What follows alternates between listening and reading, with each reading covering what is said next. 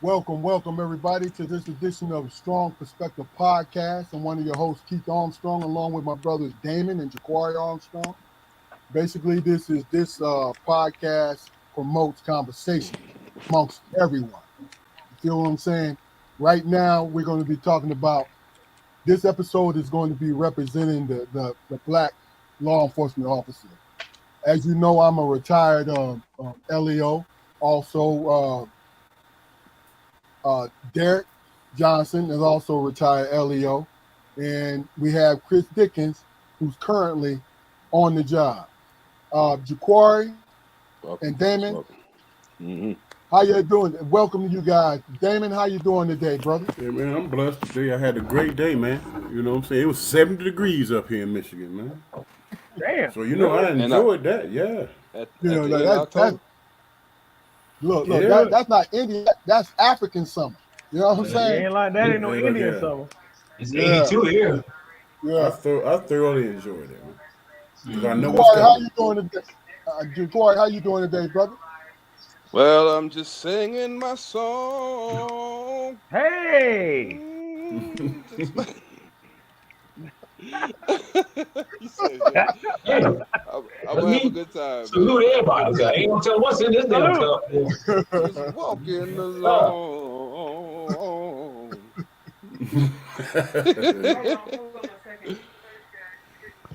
DJ, Here we how go, you fellas. doing, brother? Man, I'm great, man. Good day today. Hit that little gym thing and shit, shampoo, some rugs. Made a phone call. She didn't answer, but I'm still good. Fact. Oh, shit. There you Answer go. your phone. Answer your Shit. phone. She must want some roses or some shit, but whatever. Damn. Other than that, I'm good. Chris, how you doing today, brother?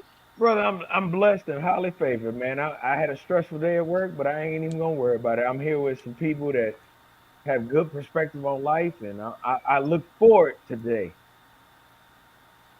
It's good to have you back, brother. Cool. Good to have you Yes, back. sir. Yes, sir. Yeah. Okay, well, let me just start in on this, man, because see, here's the thing. We've had law enforcement brothers on because just throughout the podcast, just to get different perspectives and all of that. But tonight, I want to try something different. I brought this to my brothers, and to see what they thought about it, and they're gonna ride with me. So really and truly, we've always seen the indictments on black officers over the years. Just recently. Recently with George Floyd and all these different things, where black officers are being looked at as sellouts, right? And I'm not gonna juice this no more than it should be. A sellout, you know what I mean? If you ask them a question, and it's always why, and why do you put up with this? What do you do? What it is? What is that? And never really being asked, how do you feel in the position that you're in? What does it feel like? What do you see? What is your aspirations? How did you really get into this? What is your overall goal? When you go into a black home, what do you see? How do you feel? I'm not sure if it's been on a platform in that way, because the bottom line is I've seen books, and I'm not making this a racial thing, but I've seen books being written from a white officer's point of view and getting sympathy or being demonized for their view or whatever. But I've not seen it from a black officer's point of view. So what I did was I went out and I asked good people, if you had the opportunity to ask an officer a question or two, could you send them to me and we'll address them on the episode? So tonight, this is what we're going to attempt. Whether we get there or not, because you got to understand, even though the three of us are strong men that really and truly are comfortable with ourselves, we are also conditioned by our upbringing on how to view police officers. When I was young, if a police officer came to my house, me and my brother's homes, right? They were white faces, and they did not understand what was going on in that home because of our what community we come from. So they couldn't relate. But it was funny, as I was growing up, when I ran into an officer that was of color, I looked at him differently. Why? Because he had an idea. He didn't fully understand where I was coming from, but he had an idea what it was like to be me. So I want to try to explore that and see if we can explore that. If we're not able to, that's fine. But let's do this at October 27th, 2023 at 7:42. Mark this date and this time. There was an attempt to hear from Black officers on how they really feel. Now, guys, tuning in the present and in the future, I said it that way and I was in depth because I want the guys here to understand. I want my brothers Damon and Quar to understand what I'm trying to get at, and I want Chris and Derrick to understand where we're going with it. Now, if we can't get there, that's fine. Because guess what? It's only three representations of something that's everything. Okay? So with that being said, let me and give us a quick minute or two of what you think about what I just said, and we'll start with you, Damon, and then Jaquari, and then Derrick, and then Chris. I was just going over the questions that you sent me, and there are a few that I want to address. But as far as on the job, you know what I'm saying, I have to refer to you guys because that's your experience or whatever. But I would say that I'm interested to hear, what you guys have to say. You know what I'm saying? If I can respond to it, I will. If not, I would defer to y'all, man, and just let y'all tell your story. Man. If that makes sense to you. You know what I'm saying? Makes perfect sense. Yeah, because I don't know what it feels like, man, being out there. I mean, there's a lot of variables, man, that y'all have to deal with. Safety and respect and wanting to serve your community and all that stuff. All those emotions, man, that you guys, went through or are going through on a daily basis, man, is beyond my whatever, Only thing I can do is react, and speak on my experience. So I'm interested to hear what y'all have to say, man. Okay. Jaquari. Well, I mean, it's a fine line, man. It's a fine line, because even though you do represent law enforcement, man, you don't wear the uniform all the time, and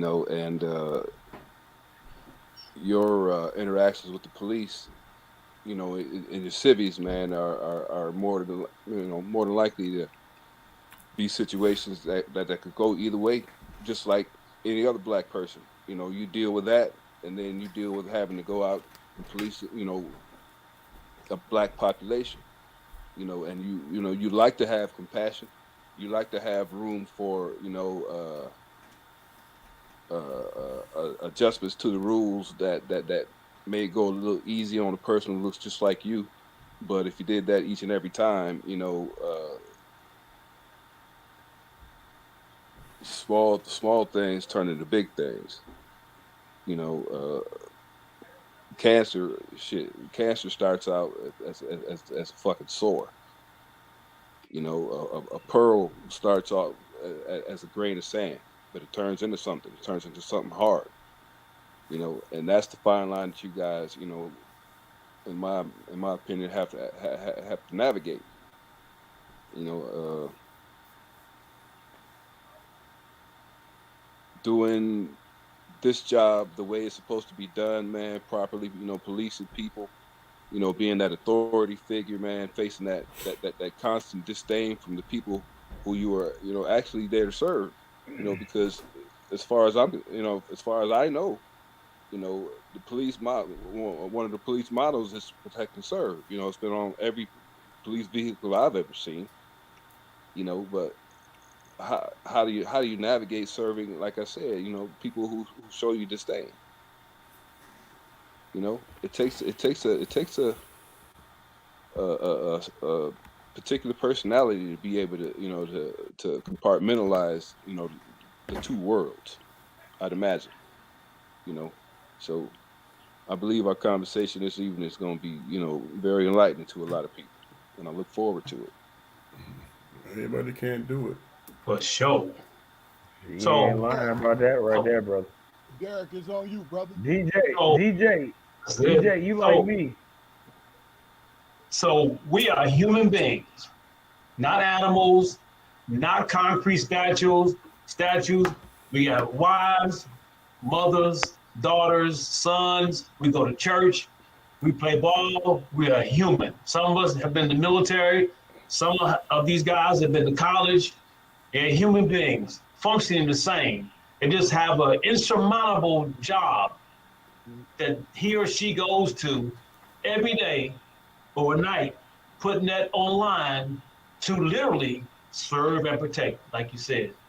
The hard part is you're not gonna have friends. If you're out there worrying about somebody gonna like you, even your coworkers, you ain't gonna be worth a damn. Because you're gonna be spending all your time worrying about them not being accepted. Do what you can do the best you can, do your job the way you train, and bring your persona into the job and let it ride. I'm gonna tell you right now, I wouldn't give them a whole bunch of breaks, and I ain't give a damn. If you commit a crime, your ass going to jail. I ain't Bottom line. friends, I ain't have no buddies, pals, none of that. I get paid to do a job. It's like a man pouring concrete. I'm going in there doing brain surgery. I got a job to do. Because when I don't do it, they're gonna call me in downtown. Chris, you and people know this, and ask you why you didn't do what you're supposed to do. You got a complaint. And even if you do what you're supposed to do, damn it, you still will get a complaint. If you're not in that job to be liked, if you are, like I said, you ain't gonna survive. You might survive 2, 3, 4 years when they catch up with you. Also, if you're in that job for notoriety, for respect, for the blue lights and the gun and the sirens, we see this every day, they don't last long. They burn out real quick, crash and burn. So, if I say this one thing before we get into it, officers, deputies, FBI, you name it, they are human, functioning human beings. That's what I gotta say. Chris. And I'm gonna piggyback on what he said that law enforcement officers, be it black, white, whatever, we're still human, but we operate on a different set of rules than everybody else. Now, recently, I have seen things that I don't agree with, and I'm a second generation law enforcement officer. My dad was a homicide detective. I'm a homicide detective. So when I see things and I say, to my wife or people, they ask me questions about how you feel about this, that, and the third. You have to look at the totality of the circumstances. When you look at the full picture of what went on, then it will bring you a bigger perspective of why that officer acted the way he acted. But these newer officers are not using discretion. I had, how can you say this? The luxury of coming up in law enforcement under old officers, officers that are experienced, seasoned officers. My dad, my dad was a police officer. I'm not gonna say what city he was in, but he was a homicide detective. I had the pleasure of knowing Keith Armstrong. He brought me along, and several other officers, some here, some not here. And they taught me, hey, you don't need to do all that. Just do this and it'll be okay.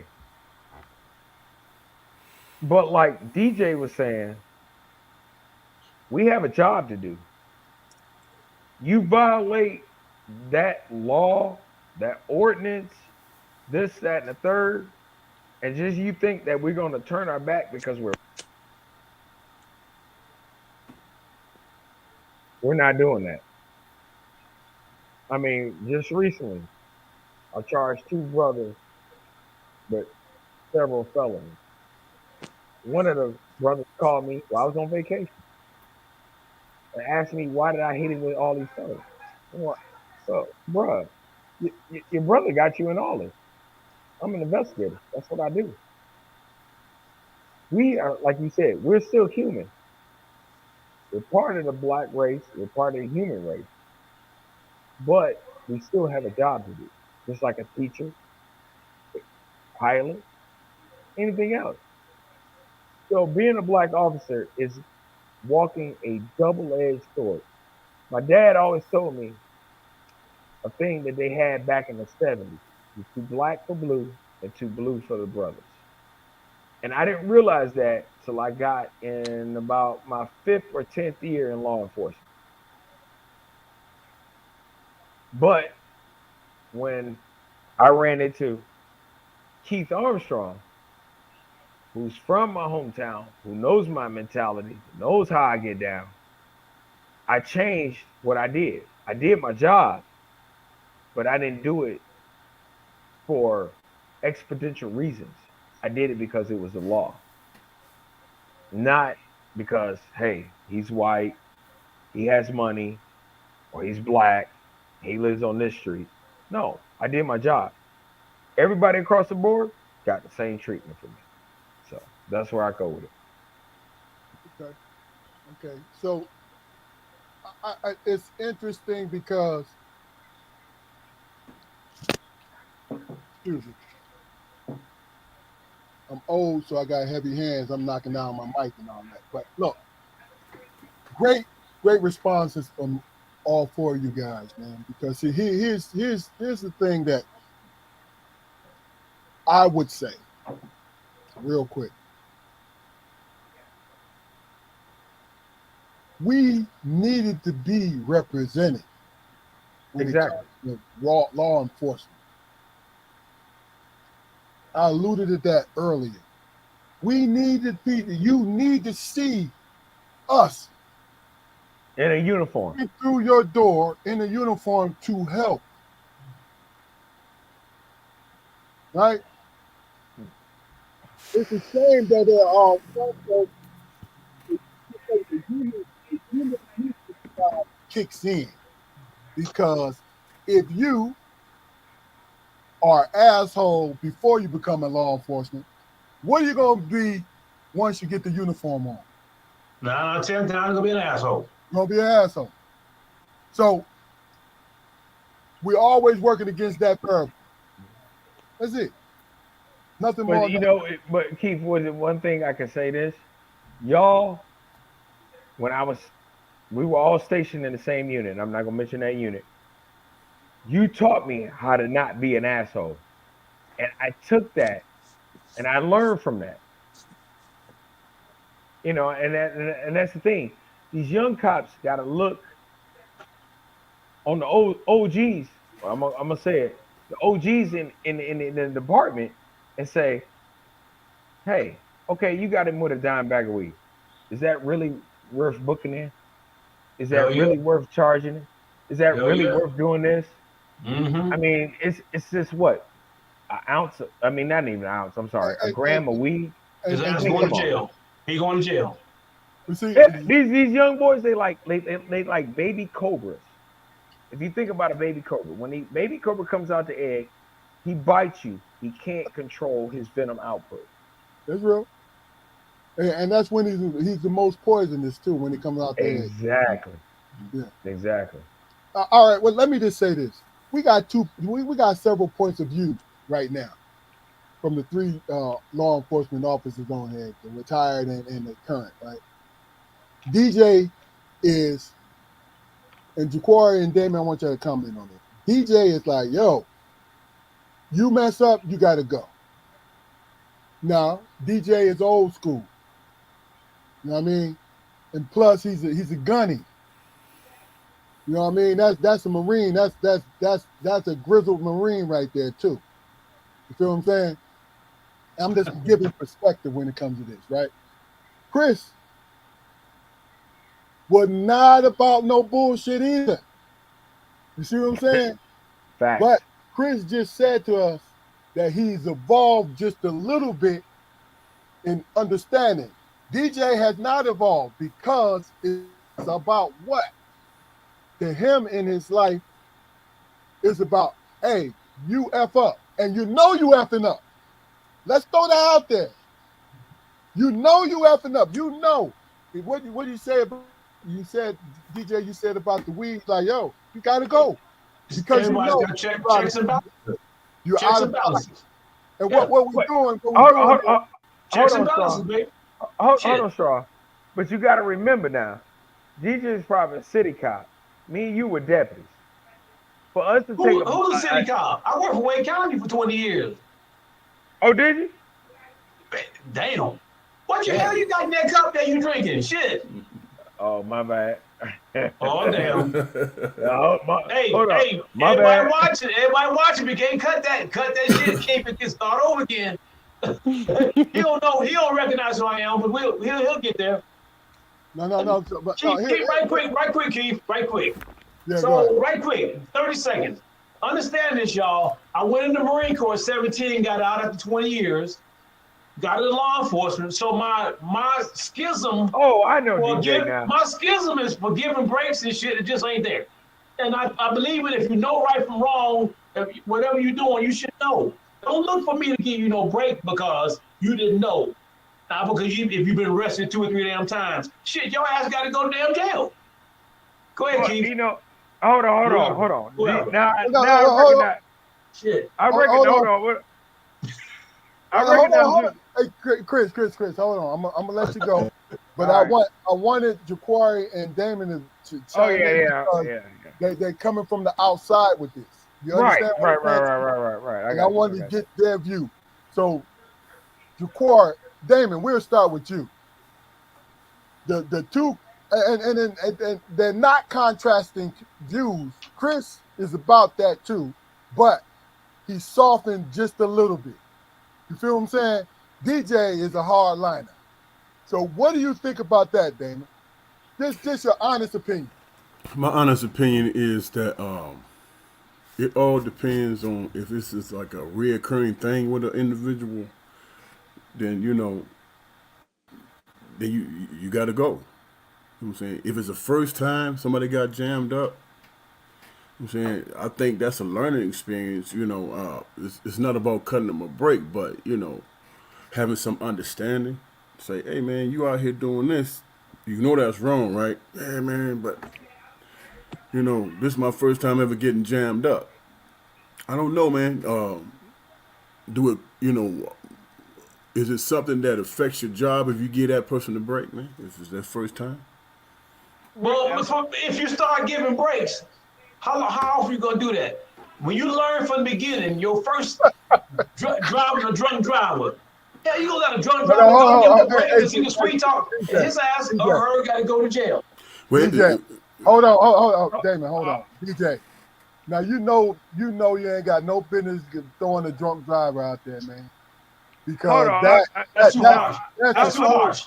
That's harsh as hell. That's too harsh. What I mean? Because a lot of times you If you let that man go and let him drive off, really and truly, that's your criminal. responsibility if he harms himself or somebody else. That's Now criminal. hold on. That's why I said Let me give you a perspective of 25 that. years on the job. Hey, Chris, hold on. Let Damon finish, man.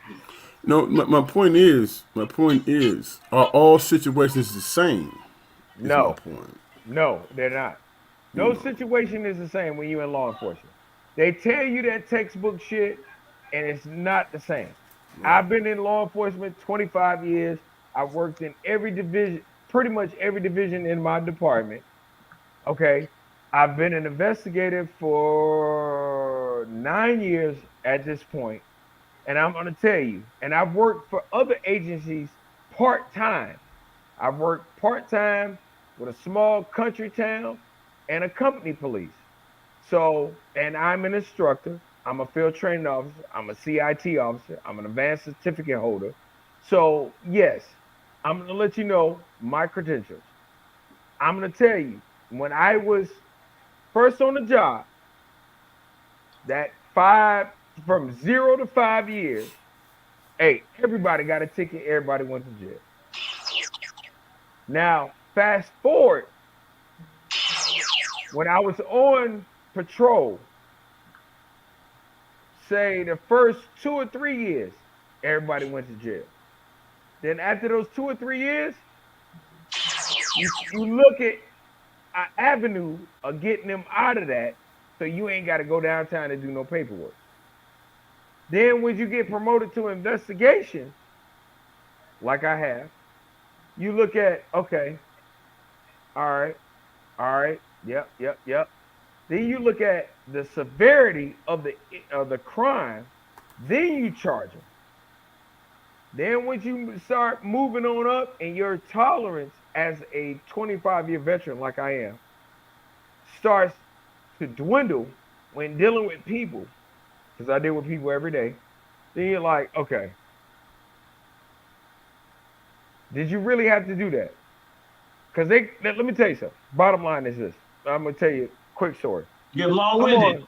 Hold I, on. I'm Hold not on. long winded. Hey, Chris, I was on hold on. I was on if, vacation. if, Got a if phone it's call. quick, because I Yeah, it need is. Jaquan to come in here. It's every bit quick. Got a Okay. phone call from a guy that I put warrants out for. He called me. I called him back while on vacation. Say, hey, Mr. Dickens, I need to talk to you. I'm not talking to you right now. I'll talk to you when I get back. Called him back. Hey, why did you do all this to me? Well, I got this, and this. That's why I did what I did to you. When you start elevating up to that golden door to retirement in law enforcement, your tolerances are lower because number one, okay, you got Not wounds. everybody. Not everybody. Not Well, everybody. DJ, There's some exceptions. you hold on, you came into law enforcement a little bit older, so you True. retired a little bit before I did. I started when Uh, I was 20. I started when I was 24, and I'm ending when I'm in my hey, Chris, 50s. Chris. We ain't comparing. Go ahead and finish so Jaquar can go, bro. Jaquari, what I'm saying is, once you deal with this stuff for a long period of time, you already know the ins and outs of how to get people out of trouble or how to navigate around the system. Now, Gotcha. if they did what they did and you can't get around it, hey, they got to just suck it up and drive on.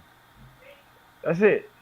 But, okay, had a young lady, she had 2 kids, she smuggled something in. I said, look, if you don't do this again, you don't have to see me again.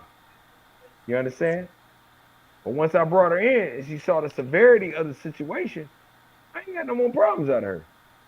Now, the younger investigator would have been like, you know what? I don't give a fuck what you're saying. You're going to jail. Bottom line, charge her with a felony, ruin her whole life.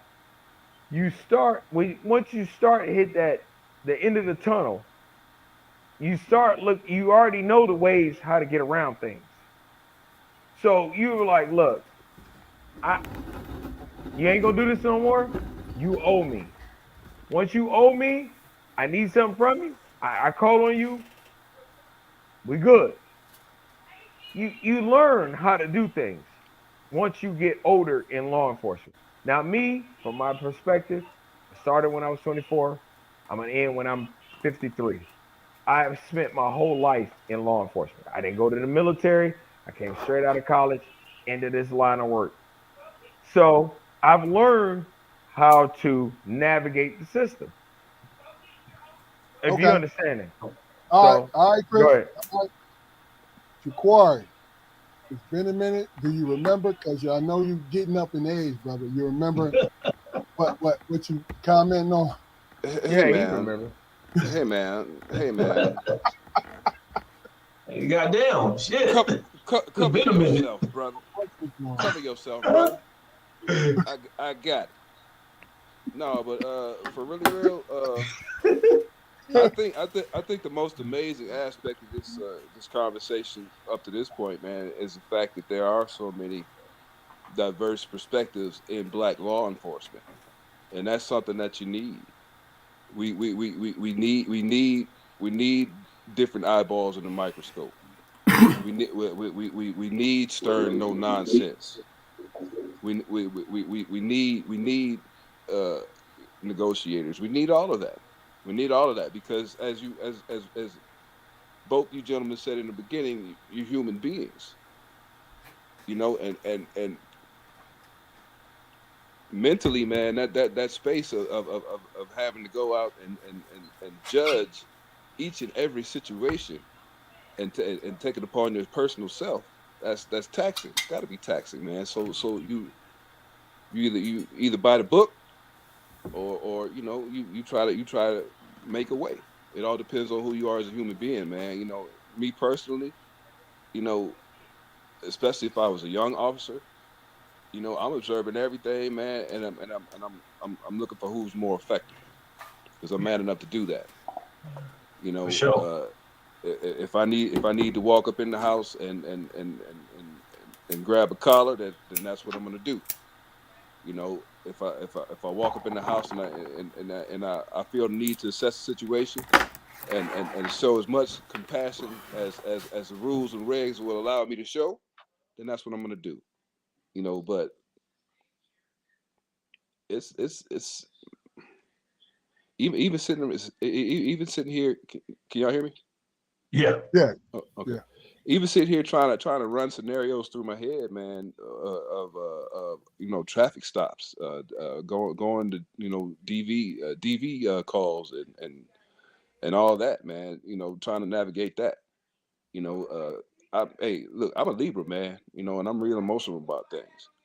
You know, so me being in law enforcement, you know, on the street dealing with people, day to day, I don't think I was cut out for it. Because the job I do now, man, is hard enough as it is. And when one of my kids, when one of them got to go, I don't ask no questions. They got to go. Yeah. Yeah. No doubt. They got to go. I'll talk to you later. Yeah. I'll talk to you later. That's right. But right now, I got to, we got to get this right, and it's gonna be right because that's what I signed on to do. No doubt. No doubt. But I'll still show you some compassion, but you understand that you got to take this ride, brother, and that's what it is. Okay. That's it. Um, That's it. all right. Well, look, that's what we're gonna do. Is we at this halfway point, and Damon, you up first. Where you up first, where you and Ja'Quari, y'all gonna be switching off every other week, and give us. Hey, look, it don't have to be long winded. Give us yours. This is halftime, so give us your perspective, and we're gonna Halftime. go from there. You on mute, my guy. Oh yeah, you I on mute. simply, I simply believe this, man. You don't know what a person goes through unless you choose to have empathy and walk a mile in their shoes. You know what I'm saying? Um, in this in this day and age that we live in, man, everything is so volatile, man. And if you run into a person who's compassionate, like Chris was saying, okay, we're gonna do this by degrees and stuff. You know what I'm saying?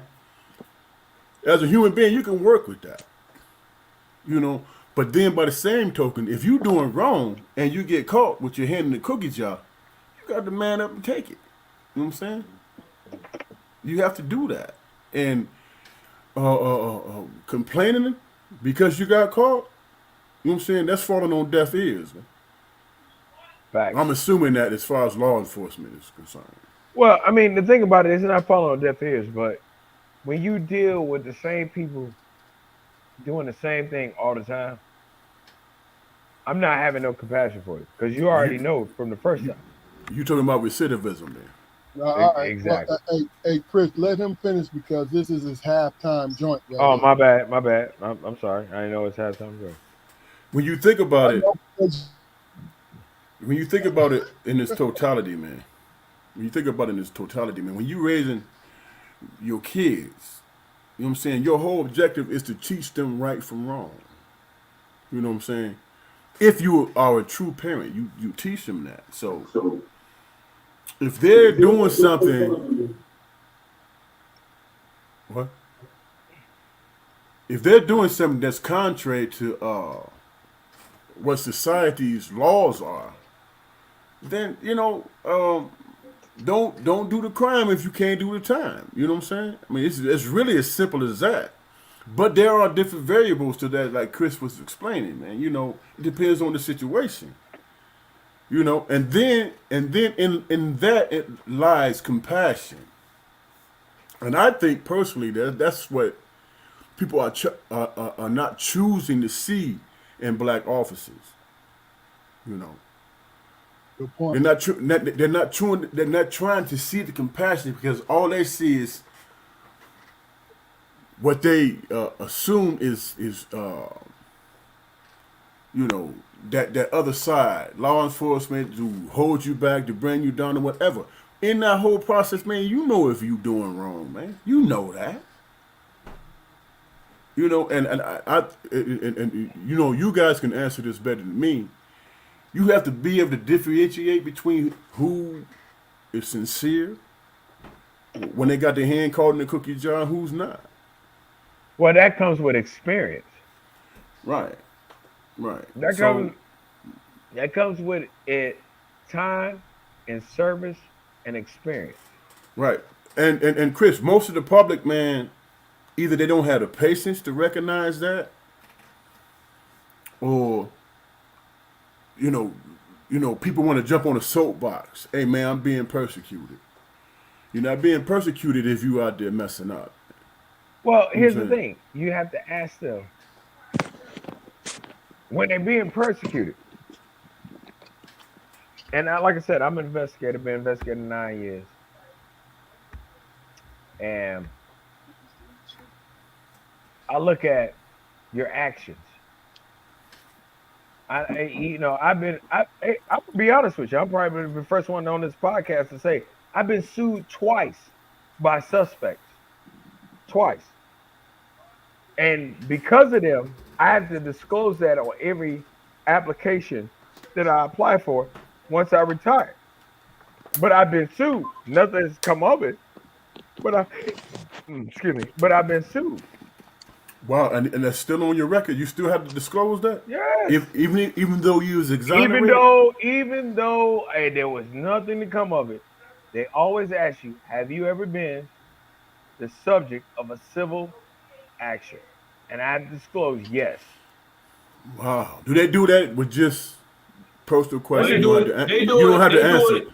They do it if you work detention or sworn or unsworn. You work in a jail, they still sue you. I've been sued before.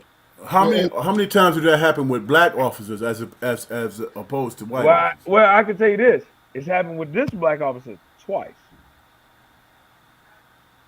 And you know what? Every time I get sued, I put it in the frame. Man.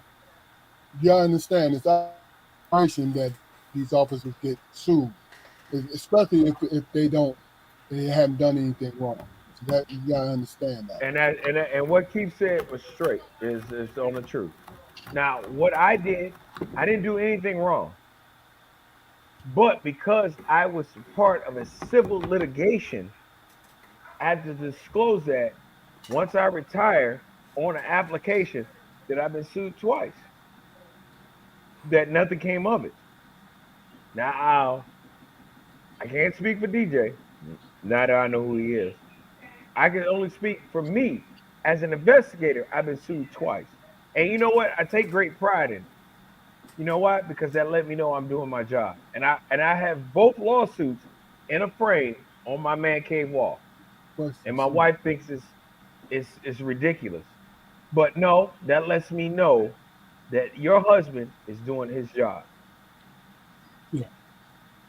And we go through a lot of persecution for the actions of other officers, such as the five black officers that beat the black guy up. I don't know where was it in In Memphis? Memphis. We talked about it last night, Memphis. In Memphis. Okay. I I'm nowhere near Memphis. I'm in Raleigh, North Carolina. But I have to suffer the actions of those officers. George Floyd. We're here in North Carolina. I ain't got nothing to do with that. But we have to suffer the actions of those officers in Minnesota. So where does it stop at? Where do we say, hey, our officers didn't do that? So why are we tearing up the country? All right, Why? all right. Listen, I want to get to the questions that people. Go ahead. Get to the question. I know. What I want to emphasize is this: you guys can say what's on your heart, but understand something.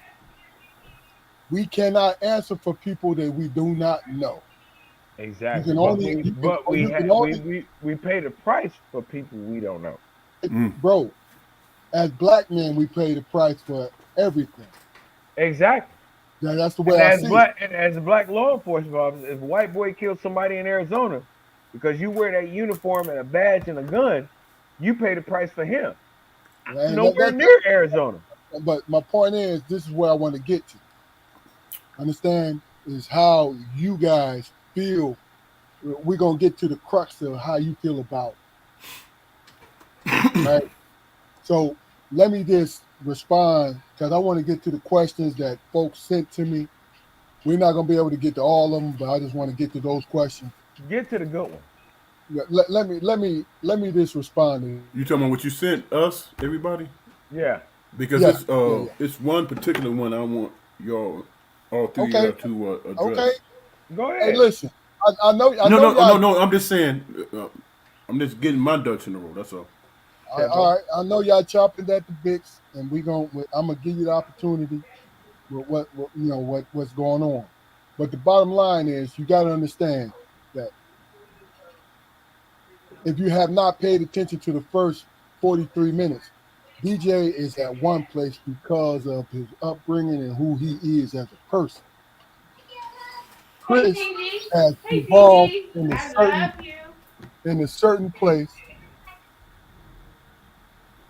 Chris has evolved where he was there with DJ, and he's not completely 180.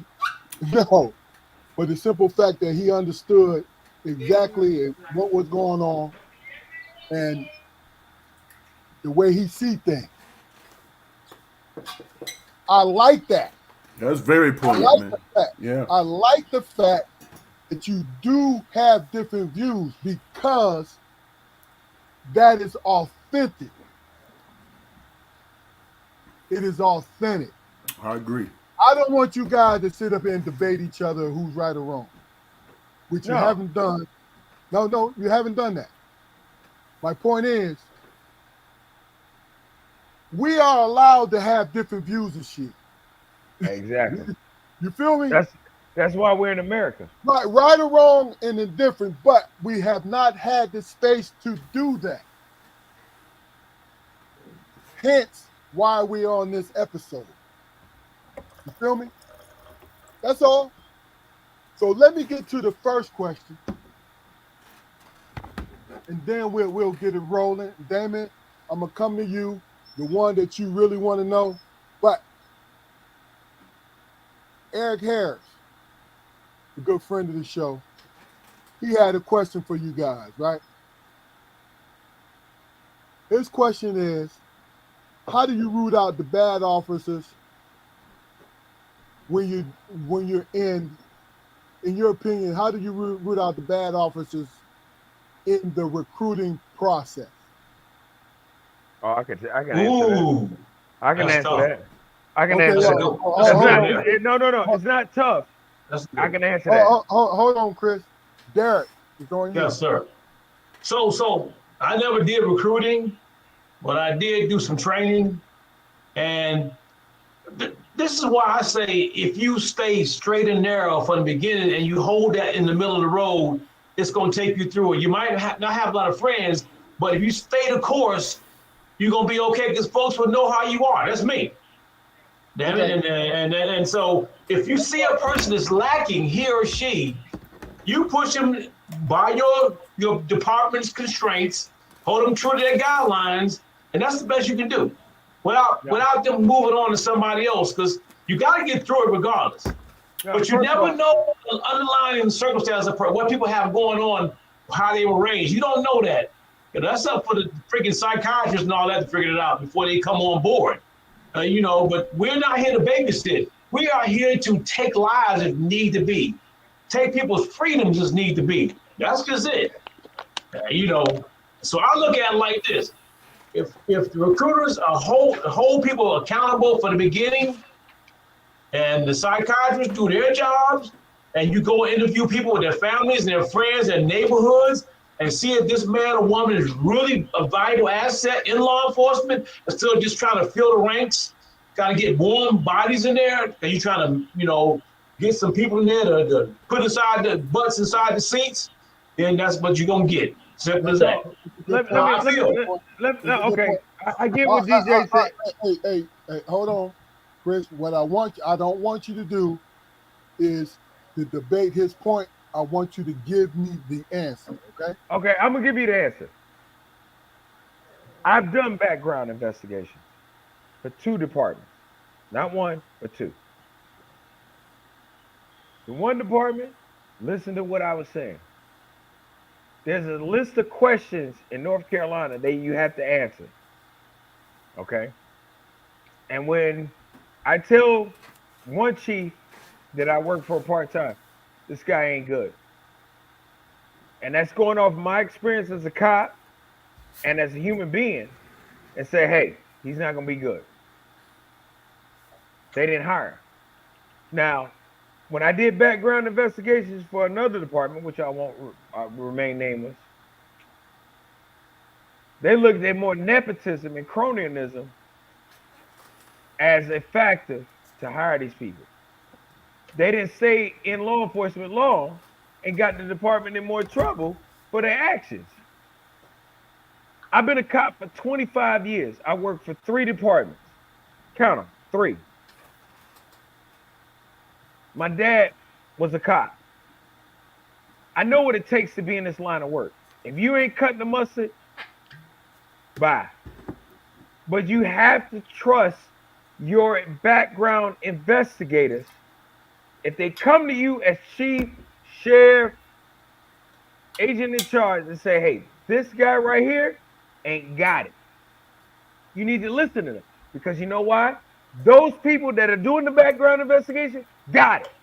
They didn't make it to where they are by sheer happenstance. They made it because of their ability as an investigator. I'm an investigator, and I take pride in being an investigator. I take pride in being a cop. I take pride in being a black cop. But the one thing I've never done in my 25 years of law enforcement and working for three departments is hem somebody up on some BS charges just to make an arrest. Okay. Now, what I have done is Okay. going to an administration, which I won't say nothing, and say, hey, we don't need to hire this person. Well, why is that? this, and this, and this, and this. It ain't adding up. And they turn around and Okay. hired him. And then a year later, they were either indicted, arrested, or quit. Okay. So that proved my point. Look, Now, what DJ's saying, that's that Marine Corps. no, it's not. That's No that. disrespect. Hold No on, hold on. disrespect. No disrespect. Now you No, understand. I'm not disrespecting you, but you No, have to. hey, Chris, hold on. First of all, That's good. that's why before you answer, I said what I said. Right, I'm you're asking right. an You're individual absolutely right. question. You feel what I'm saying? I got you. Troy and Damon, what I need you guys to give your opinion real quick, and we'll start with you, Damon. Give your opinion of what people need to look for when hiring a police officer. Well, Who you know y'all talking, man? I got it, man. what you have to do. That's my pit bull. Shoot I it. think, All I think, man, that both DJ and Chris, they're not far apart from each other. Now, I agree. now, I agree. DJ might have a certain mentality, but Chris, you named a whole bunch of different experiences and jobs that you had to do where you had to think differently. You know what I'm saying? As opposed to, okay, this is my job, this is my responsibility, and this is what I'm going to do in terms of doing the job. Doesn't say that he's wrong. You know what I'm saying? You had the opportunity to broaden and see things in different ways. You know what I'm saying? And you'll learn, and I'm just speculating when I say this, but your training taught you to say, okay, I'm gonna look deeper than just the offense. You know what I'm saying? Oh, hold on. It's not just my training. It's my experience. Okay, because- both. All Both. right, Hold on. Hey, Chris, Okay, go ahead. My bad. Go ahead. I'm gonna give you the opportunity. Right. Both of y'all want to be heard. I want these guys to chime But I in. want these guys to be heard too. Yeah. My thing is, the one thing that stands out to me is that both you guys work in this particular field, right? And y'all have an understanding of how to do the job in this way. You know what I'm saying? Y'all not far away from each other. You know what I'm saying? But there's the one thing that stands out to me that in this particular field there are differences. People think differently in certain situations based on their experience. You know, you might have an experience, Chris, about this situation with your vast knowledge about this. DJ had this understanding. This man he was in the military. You know what I'm saying? And he did the job. He understands that, you know what? This is how it's going to be. And as it pertains to the public, they know what they're getting from him. And that is a good thing. That's not a bad thing, man. You know what I'm saying? I'm gonna treat you fair, but if you did what you did, you got to deal with the consequences. That's not being unfair. That's, you know what I'm saying, being what it is, cut and dry. And there's no confusion behind that. Whereas, Chris, what I'm hearing from you is like you looking at the situation and say, okay, you know what I'm saying, I can be compassionate in this situation or whatever. Now, however that works out, it works out that way. But I don't think that y'all saying anything different. You know what I'm saying? Y'all both doing the job. You know what I'm saying? Y'all both doing the job. And it's just different situations. It's just different situations and experiences, man, that y'all going through. There's no, I don't think that y'all contradicting each other at all.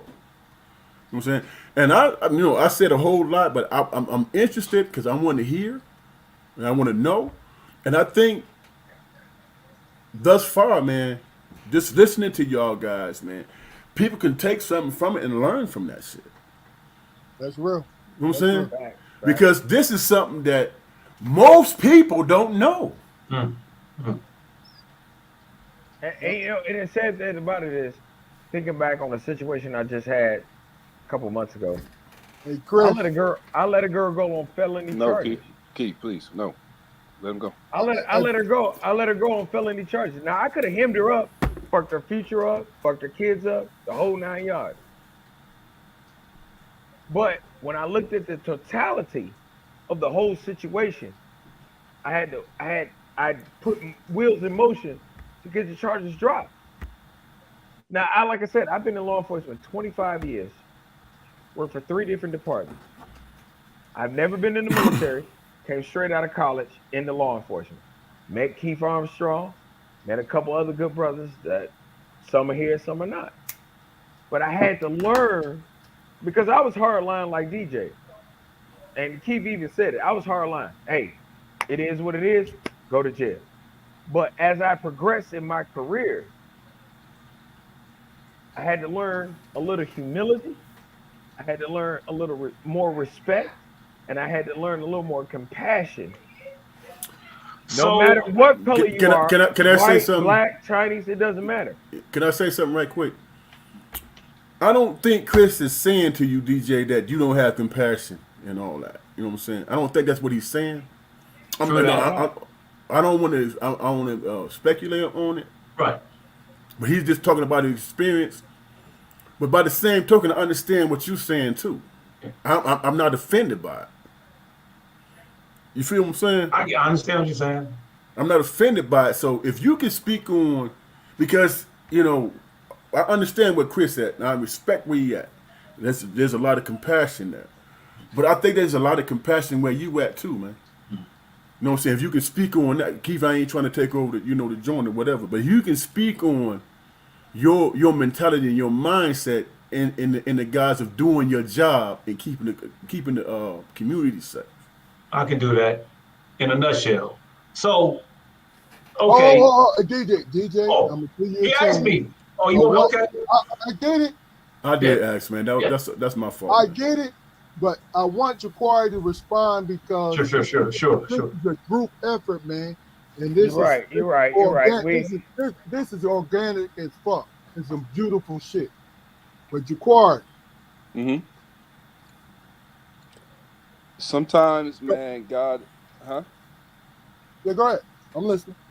Sometimes, man, God dispenses His justice through human hands.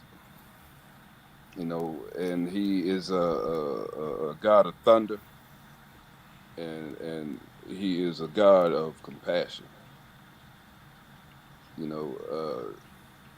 That's the kind of man, that's the kind of person, that's the kind of people I believe we need to hire on for law enforcement. Any kind of authority figure. When it's a position of responsibility, when it's a position of facts, because whenever a police This officer some good shit, man. I know it is, right? It's some good shit, man. Whenever a police officer is called to the scene, he's not there to deliberate. He is not there to deliberate. No doubt. But even that has its degrees. So I totally understand where both of you gentlemen are coming from, man. And just to have lived in that branch of service, man, because that's what it is. It's a branch of service. To have lived and excelled and operated in that branch of service for as many years as all three of you have, man. The sacrifice, the goddamn will to keep going back, man, is got to be For 30 years. Man. Goddamn astronomical, man. I mean, and as Chris said, man, a motherfucker in Timbuktu could do something, man, and put dirt on everybody's face. And that's the thing. And like I said, but you go back every day. No, I'm sorry. That was it. So I'm gonna tell you this story. Let DJ respond because you said his name. I'm sorry. Go ahead. Wait. Okay. Before we go on any further, did y'all hear that? What I said? For Yeah. sure. Oh, definitely. I was about to respond to what you yeah, said. yeah. That's Sometimes, some college. That's some college shit right there. Boy. Look. yeah, yeah, First of all, yeah, yeah, you yeah. Motherfuckers got quiet. grab Hey, You know your what I'm saying? side. hey, That's some educated shit there. he Hey, invoked it. He Give invoked it. me my, God. hey, give but me you know, my but shit. the sad thing about it is that But he is correct, and we but lose focus as cops that are currently on the job. We lose focus of what he just said. But once you regain focus, it's at the end of your career, and it's too late. Then you're trying to make up but to have that. Yeah, but so like I said, man, DJ, man, I want to hear your perspective because I don't think you're wrong in how you approach the job, man. yeah. And You're right, wrong. Yeah. DJ, I want you to answer this, and then we're gonna go to the next question, guys. Okay, I ain't gonna be long. But I'm good. So Yeah. simple. Sure. I get all that, and and right. I worked in the jail too for 5 years. That puts a certain callous to you. That lets you know there are very bad people out there. That's Okay. honest. Now you That's talk about honest. compassion. Yeah. Well, compassion is in the process of when a person is laying there with his gut bleeding out, and you scoop him up with your gloves and you call the ambulance and you move on. For me, I'm not changing because I've been in 5, 10, 15 years. I stayed the course the whole time. Now, that's my run in life. You know what I'm saying? I mean, if again, we're not in the business of giving people breaks. I think if you do that, then you're losing something. Because if you give Fannie Mae a break, then the one time, then she come back again another time. Well, damn, you gave me a break the last time. Why you taking me down the other night? Or why you writing me the citation tonight? That's how I look at it. I think that if you stay on the straight and narrow, do what you're supposed to do your tasks and assignments, and then good or bad, right or wrong, then let it do what it do. That's how I look at it. Now, yeah, I was a little bit older. Yeah, I was a little bit older, a lot older when I went in, but I had the human experience that's invaluable. Okay, I can judge people, look at them, and tell when you walk down the street toward me, I can look you in the eye and know the man that looks away is the weaker man. Period. That's just the way it is. He's Well, he's hold the on. he's the beta. My opinion. Let me finish. And so that's how I look at it. Doesn't mean it's right or wrong. Doesn't mean that I don't love my God. I do. He kept me strong. He kept me where I'm at right now. Where I retired. But that's just the way I look at things. I'm not in the business of giving breaks when I was an officer. You do wrong, you go to jail. If you don't do wrong, you go about your business. Well, Look, and hold I, on now. I appreciate you being honest, man. Hold on, Appreciate you being honest, DJ. Yes, hold sir. on, because let me bring this back around. Why we even here? We're here to do what? Not to debate each other's ideology. Have a conversation. Just have a conversation. That's what Period. we're doing. You know what I'm saying? So, Well, we're having a conversation, but the thing about it is, hey, Chris, I told you we're going to the next question, dog. go ahead, go to the next question, bro. We're going to the next question because, see, me personally, what I know, I told you, I said in the beginning that what I was going to do was going to take on 2 jobs, right? Because Right. I retired from the job and I'm an old head. You feel what I'm saying? So I understand. The 3 of us on here, we do our job. We did our jobs differently. You understand? So I gave you, DJ, and I gave Chris the opportunity to speak That's right. as well. And that's what this is a strong perspective podcast. Meaning I want to hear your perspective. And that's what we're doing. Okay? Okay. Now, the bottom line is when you're a human being doing a job so damn difficult, this is a horrible position to put somebody in because you have to go and weigh. You got to recognize the good and the bad of everything. That's your job. Chris, that's your job. DJ, that was your job. That was my job. The good and bad of everything. So the only 2 people that you met was the victim and the suspect. That's it. That was your job every day. Chris, that's still your job. It is. So me understanding, I understood it early because of who I am, not because I was a greater character, but who I am. Understanding that these are the people I'm going to meet every single day. So it was no wool pulled over my eyes. Y'all feel what I'm saying? Right. So y'all notice, Fever. you two guys, think about it. I've offered small pieces of advice, but I never told you what you should do. Right. You never did. See, that's the point I'm trying to make. And I want everybody who's watching this to understand that we're all human beings and we all have different personalities. I like the fact that, Chris, you evolved to where you were because you started where DJ is. Right. But, DJ, just because you don't think any differently from where you were doesn't mean that's a bad thing at all. This is what Derrick Johnson feels and Chris Dickens feels. And that's where we've not gotten that we are human beings trying to exist in this world. But we don't get a chance to do it because our community pretends that we're the bad guy. And you notice the word pretend. Right. So because our community, hold on, let me finish. All right, my bad. Because I'll let y'all talk all day now. Let me finish. I'm almost done. All Our right. community, they pretend that they don't fucking need us, first of all, and it's not an indictment. They pretend they don't need us, right? They pretend that they hate us. But really deep down, they know they need us for the representation, right?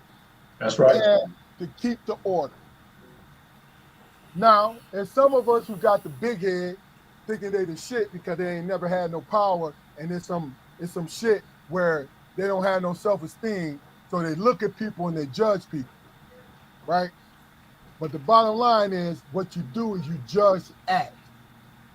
That's how I got through it and I kept my sanity. I judge acts. What the fuck did you do? What did you do to break the law? And then I'm going to react accordingly, period. You know what I'm saying? That's right. That's let's fair. go to the next question because you guys are going to get a chance. I'm putting this up here. Chris is from Detroit, Malika. He's straight up Detroiter. That's our 313 all day. Yeah, that's our cousin, Chris. Next Okay. question is this. This is from Ron Monday, real good brother, right? From Pittsburgh. And he said, I would like to ask why LEO always so quick to judge a person as being a criminal by the way that they look or their appearance instead of sitting back and feeling the person out. So LEO always seem to be on over-aggressive action all the time. Right? So, Said, hold on. I'm almost done. How LEO is always so unapproachable if, that's the second question, how is LEO so unapproachable if a regular person just wanted to ask them a regular question? So let me answer that, and I'm about to hit that motherfucker straight to the outfield. So number one, when you have a rookie officer that's feeling himself, got his little press uniform on, got his badge on for the first time, he's out for a month, he thinks highly of himself. But one thing that you got to remember as a rookie officer, you're held to a higher standard. You are. You're no different than the person that comes up to you and asks that question. Now, I'm a senior officer. I'm a senior detective. When people come to me and be like, hey, Mr. Dickens, can we talk to you about this? Hey, sure, let's talk about it. And if I don't know, I tell them, hey, I don't know the answer to that. I ain't been in that realm in a minute, but I'll get back with you with the answer. That's how you gain respect with the public. But if you go around here acting like you're above everybody else, the public, anything else, then you're going to have problems. Because you're going to be labeled that asshole cop, pardon my French. But that's the difference between 2 or 3 years and 25 years. Because we have seen the evolution of human behavior. And you realize, like, okay, they might need my help because you know why? They might not really know. And yes, you get paid to know. So when somebody comes to me, even I'm gonna be honest with you, I'm a jail detective. I work in the jail. But I pride myself and I pride my knowledge on working damn near every division in my department and taking those tools and put them in my proverbial toolbox, which is my head, and helping that person. Because really, law enforcement is not to hinder anybody, it's to help people. Now, yes, do you have to tune somebody up in your career? Yes, you are. Will you have to possibly take somebody's life? Yes, you will. But the bottom line is, you as a black cop or you as a cop, period, your job is to help the public. You wear a referee hat, you might wear a defender hat, you might wear this hat, you wear multiple hats. That's what you get paid for. A prominent law enforcement officer told me that a LEO should have cardinal knowledge, basic knowledge of every division in his department. And once he told me that, I went back and educated myself. I pulled out my BLET manuals. I pulled out my policy manuals. I pulled out my elements manual, and I educated myself as a cop because this is my craft. This is not just a job for me. This is what I live by. And I educated myself not for the hindrance of people's freedoms, but to advance people's freedom. And see, once you start learning about the Fourth Amendment, the Sixth Amendment, the Fifth Amendment, the Second Amendment, those are the four amendments in your career that you're going to have to deal with. And that's why people call me, who are in my position as a senior investigator, Dickens, what do you think about this? What do you think about that? Hey, Dickens, I got this. What do you do with this? Because I educated myself as a law enforcement officer because it's not a craft, it's a career. See, once you start thinking about law enforcement as a job, and that's when these officers out here fucking up, killing people, because to them it's a job. But once you start thinking about it as a career, it takes on a whole different meaning. A career is not just one-sided. A career is multi-dimensional. You go to work every day thinking about, yes, I might have to take somebody's life. Yes, I might have to take somebody's freedom. But yes, I might have to save somebody's life. Yes, Chris, I might have to save somebody. Sorry to cut you off. I know, I get along with it. No. I want you to answer the question. This is the question. He says that a regular person is feeling that the officer, this is your opinion about it, that the officer is overly aggressive and unapproachable. How do you feel about that? It depends on where that officer is in his career. Okay. If they're new, yes. If they're old, no. Okay. Because we recognize the elements when people approach us. Not to say that we drop our officer's safety, but we recognize the differentiality and somebody coming to us and say, hey, officer, which way is Lane Street? Or officer, and you recognize this person, he's been on Lane Street, which way is Lane Street? So that heightens your sensibility as like, I seen you on Lane Street yesterday. No doubt. No doubt. And I might be putting it too rudimentary, but you learn the census as a cop. Now, if I go to Detroit and I've been on the job here, people move a certain way. I watch things. I don't sit with my back towards doors. I don't have to be in Raleigh. I could be in Detroit. I'm not sitting with my back towards the doors. I'm counting X's. So, but that's your advanced officer that's been on the job 5 or plus years versus your newer officers 0 to 5. Okay. All right. Let's get to DJ. What is your answer to it? So listen, y'all. All that shit sounds good, man. I mean, it's cool. I don't. When I say shit, I'm not categorizing, but all that sounds good. It's by the book and all that. I spend most of my time on the street. I on patrol and warrant squad, all that shit. I think if you do what you're supposed to do, stay in your lane. If you walk up to me and say, "Hey, man, where the hell is wherever?" It's that way. But I ain't gonna sit there for 5 minutes and talk to you and kiss on you, love on you. I ain't got time for all that. And that's being realistic. Um, just like if you commit a crime, we're in the business of policing them. That's why it's called law enforcement. Now, if you're working here and there and you're doing this and that, that situation calls for that. That is right on point. But what this man is asking is, why do cops do certain things? It depends on they having a bad day. They might have just left court. They might have just left court and got hammered by the district attorney. Okay, you suck it up and drive on. You suck it up and drive on. That's just part of the fucking job. So you don't take it off on a human. You don't take it off on civilians. Chris. Wow. Because you had a bad day. You don't do that. Chris, first of all, Can I say something? Now, hold on, Damon.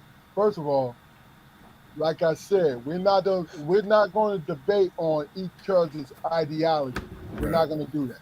But he didn't spend. My thing is, DJ didn't spend a lot of time like I have. Chris. Nobody's debating that. Hold on, Damien, and then I'm going to let you speak. Chris, go ahead. I'm telling you that we're getting each other's perspective.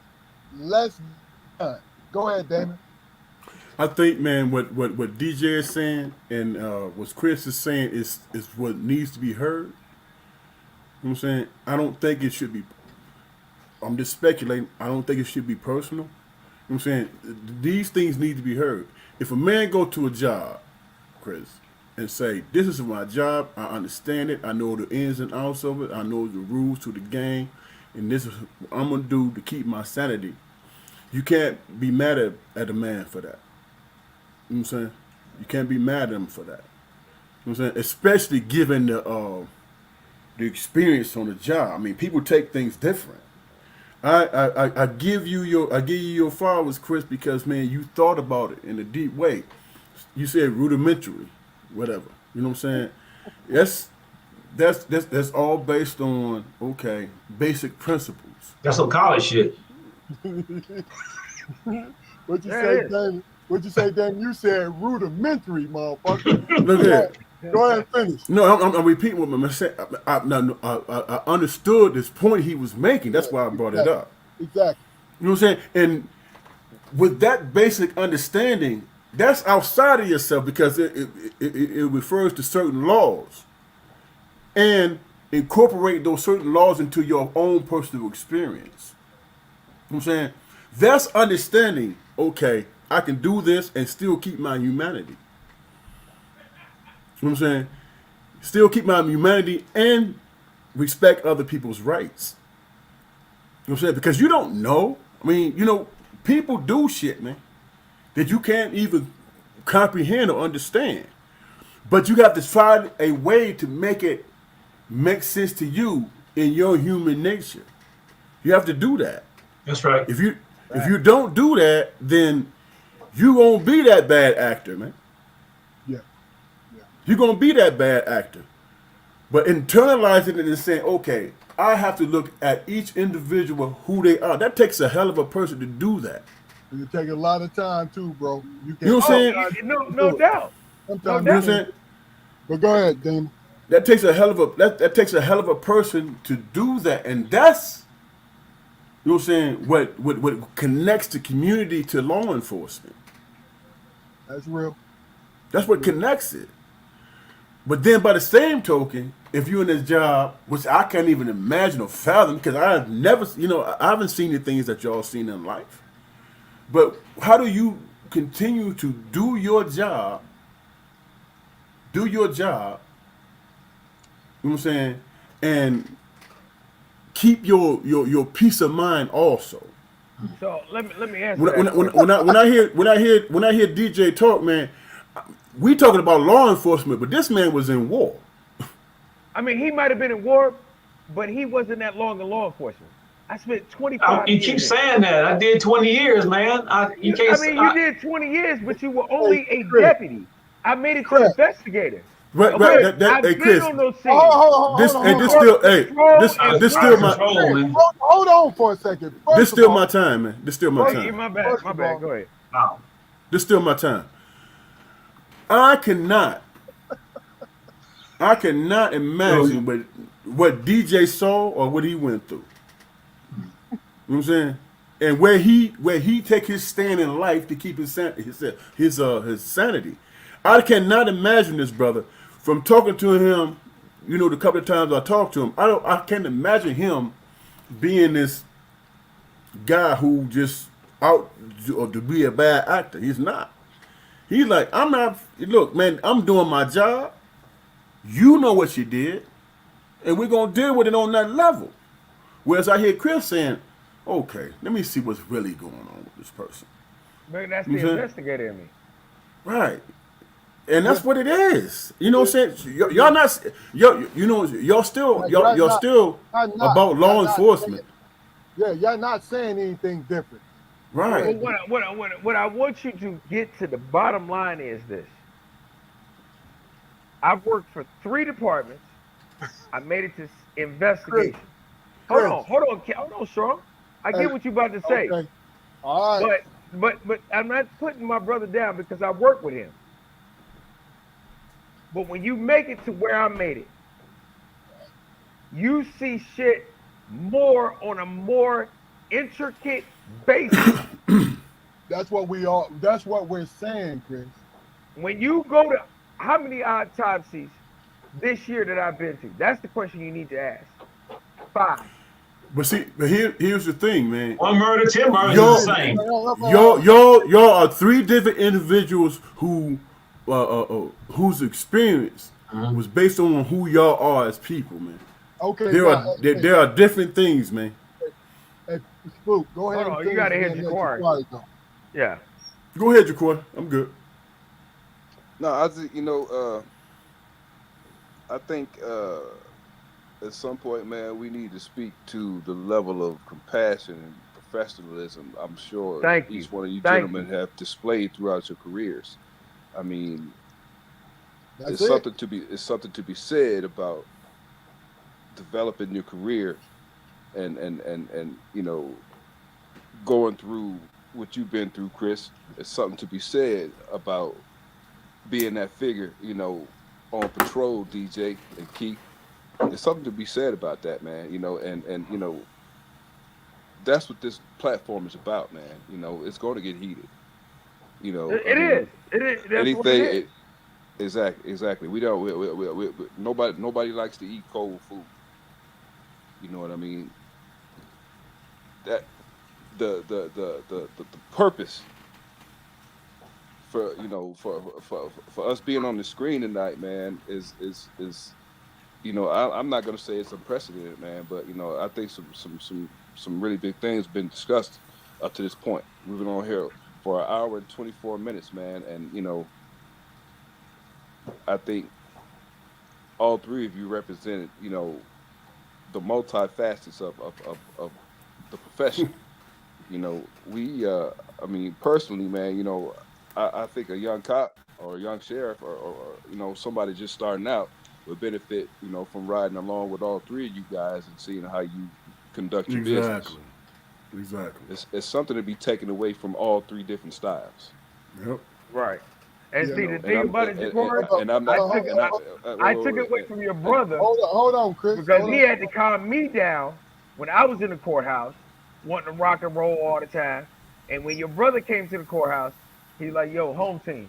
That's what he called me, home team. And man, slow the fuck down. Slow the fuck down. I learned from him, and I pass it on to my young boys that are on the job now that I instruct because I'm an instructor. I'm a mm, field training officer. So when I take from what I learned from old school and pass it on to them, hey, bruh, slow the fuck down. It's another way we could do this. We ain't got to damn bash everybody head in. yeah, but just as well as you took what you know your knowledge and pass it on to the young boys. I'm quite sure DJ and Keith have done the same. You All know, right, now look. we you guys Go have ahead and all finish, been bro. okay. You guys have all been instructors. You know, up to some To a point, I'd certain, imagine, right, to certain point. Yep. to a certain extent. You know, it's about leaving that footprint. No doubt. Listen, That's true. let me say this because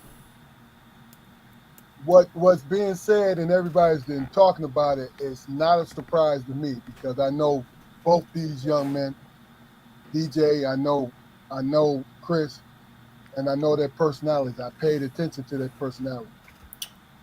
What I did was made sure that both these young men, I call you young because you are young. I'll take that. Yo, Oh, Hey, look, them I brothers older than I me. want, They ain't young. look, no, Chris is younger than you. But my I point know. is, I'm I'm just talking, man. 48. What the fuck are you talking about? no, my point is this. You got offended by that, huh? Look, Hell yeah, motherfucker. I earned my gray hair. Shit. look, you're here to be heard, man. That's it. That's the whole point. Now, this is how I feel about this whole thing is there's and I like the way it played out because everybody got different personalities. Yep. Look, you two guys and my brothers know the type of person I am. The one thing about it in my 30 years of law enforcement is I've always been a professional. But guess what? My 59 years of life, I've always been proud of who I was as a black man, And a black understanding cop. the history and understanding everything. You see what I'm saying? Because we all respond to different ways of how we doing things. You feel what I'm saying? Because you two guys was hard charges. Y'all ain't take shit from nobody. That's real. That's how I know about you. Hold on. Right? But the point I'm trying to make to you is this. This is a platform so you can be heard. You didn't do nothing wrong. Because guess what y'all did? You guys was being heard tonight. When you go back and you look at this episode, you'll see that you said some things that you always wanted to say. And it's going to surprise you. You see what Malika I'm saying? said something. Because me and my brothers basically Yeah, there you go. helped you to really and truly just get this off your chest. Hold on. Now, Mika Harris said, where do they differ has nothing to do with professionals. Those should like professional values. I think they would be the way they were in different professions. What the hell? basically, basically, you read that shit wrong, Chris. But I ain't Yeah, gonna yeah, Yeah. yeah. That's Hey, Chris, you fucked That's that that up, man. Detroit school system. What the hell did you see in Hey, Detroit? I went to Damn. fucking Mumford. Fuck all Damn, y'all. man. Chris, you Damn. fucked that whole thing up. You fucked that up, That's Chris. damn vowels and shit. But look, A-E-I-O-U and shit. hold Hey, Well, I ain't got my glasses listen, on. listen. Fuck what y'all talking about. Basically, what Oh, she's saying, shit. basically what Malika is saying is this: you guys have two different personalities, and it's Well, she, reflecting on what you guys have said tonight. yeah, You she's know, poignant in that shit, man. That's real. Right. But what I want to tell Mika, Miss Harris, when I started out, I was just like DJ was. But as I yeah, progressed in my career, I saw the value of human what's the word I'm looking for? Humanity. You still could be a law enforcement professional and still do your job. But have some humanity with doing your job. But you said something, Chris. You said something later on after that. What did you say? This is my investigative side. You Yes. It is. um, Right, because okay, I progressed from a street officer to a courthouse deputy to a patrol deputy. because Now you I'm an investigator. So now I because look you at all aspects of the you issue. of course because you have the time. Not really, First but of okay. all, DJ didn't have the time. Yeah, No, no. That's true. You did. You went through the progressions, man. You went through the progression, Yes. and then as an investigator, you have the time to soak in every bit of your knowledge.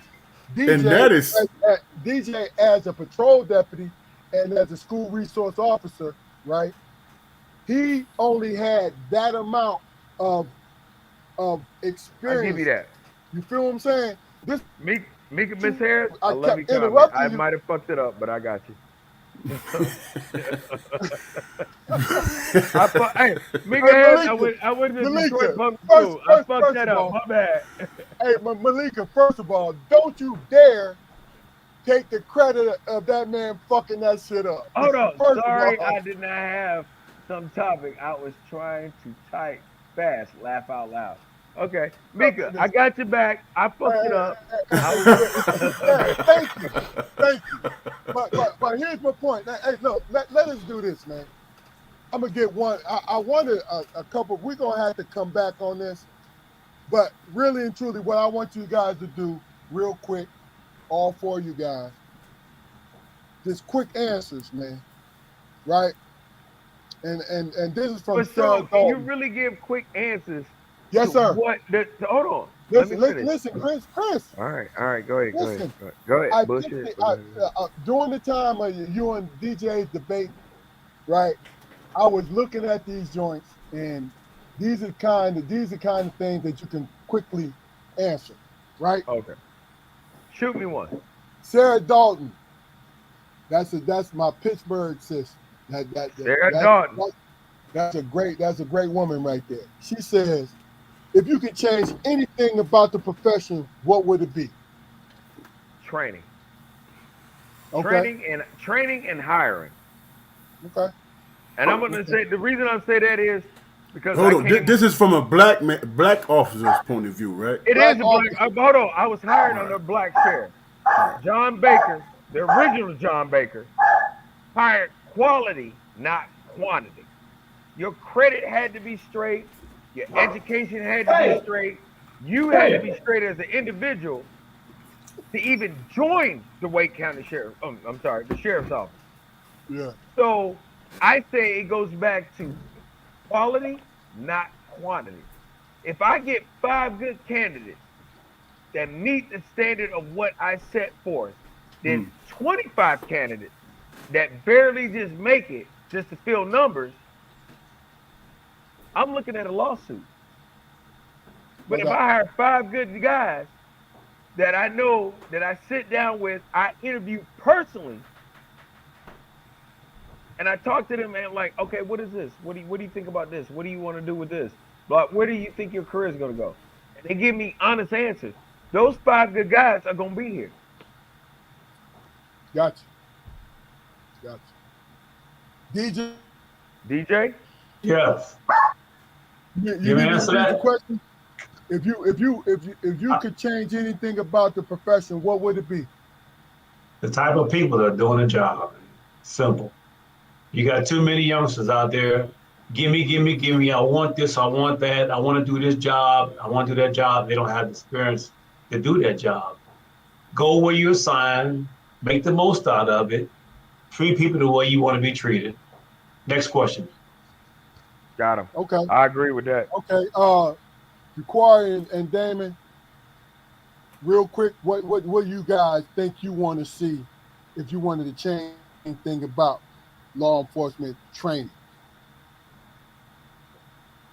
Well, this is one of my soapbox answers, man. But I would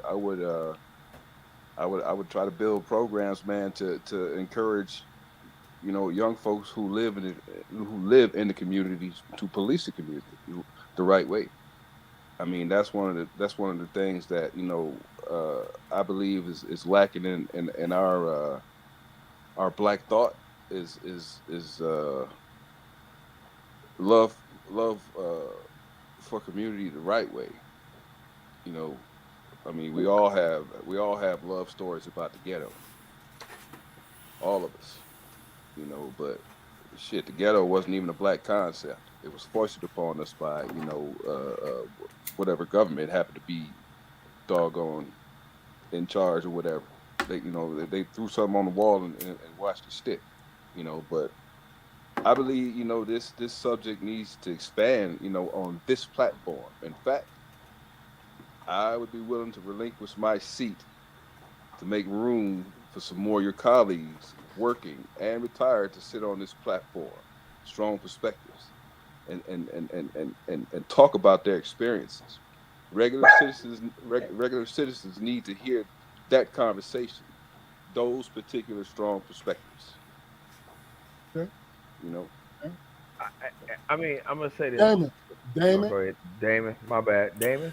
My thing is this: I've heard some things tonight, man, that I didn't even consider. That's because I fell into that propaganda, that trap of they over here and we over here.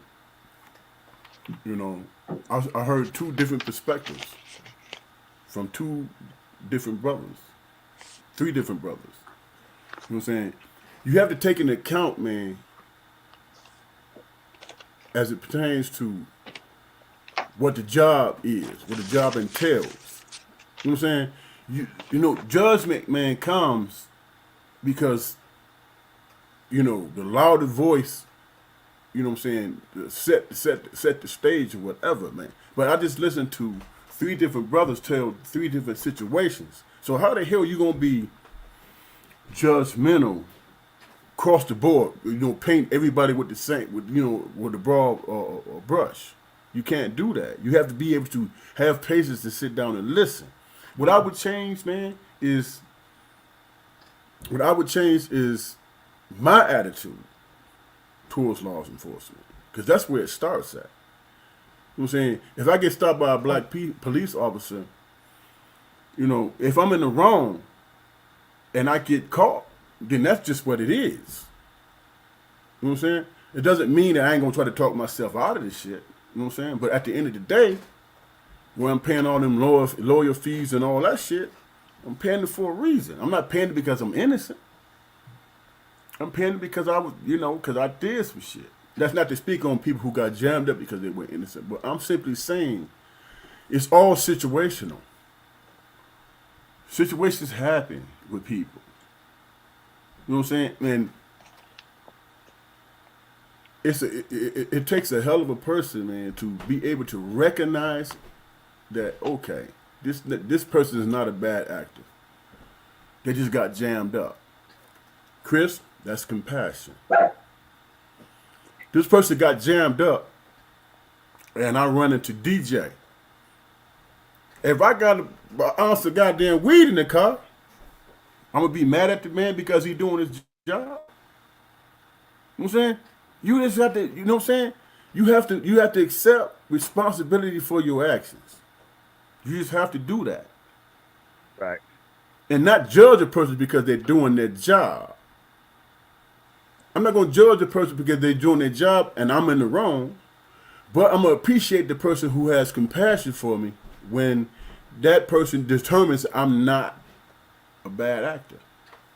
You It's see not the about, difference? but the thing about it is, it's not being a bad actor. As a law enforcement officer, you have to be more a professional than it's different levels to it. Like DJ, patrol officer, he's gonna be more stern. But then when you come up to my level as an investigator, we're gonna be a little more interactive. Right. We're gonna be more interactive. I'm like, hey man, where you from?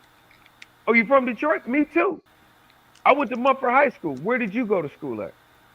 Oh, you went to Cass Tech, man. My sister and my mom went to Cass Tech. I'm gonna reach to you on a level to make you relax to obtain what I need to obtain.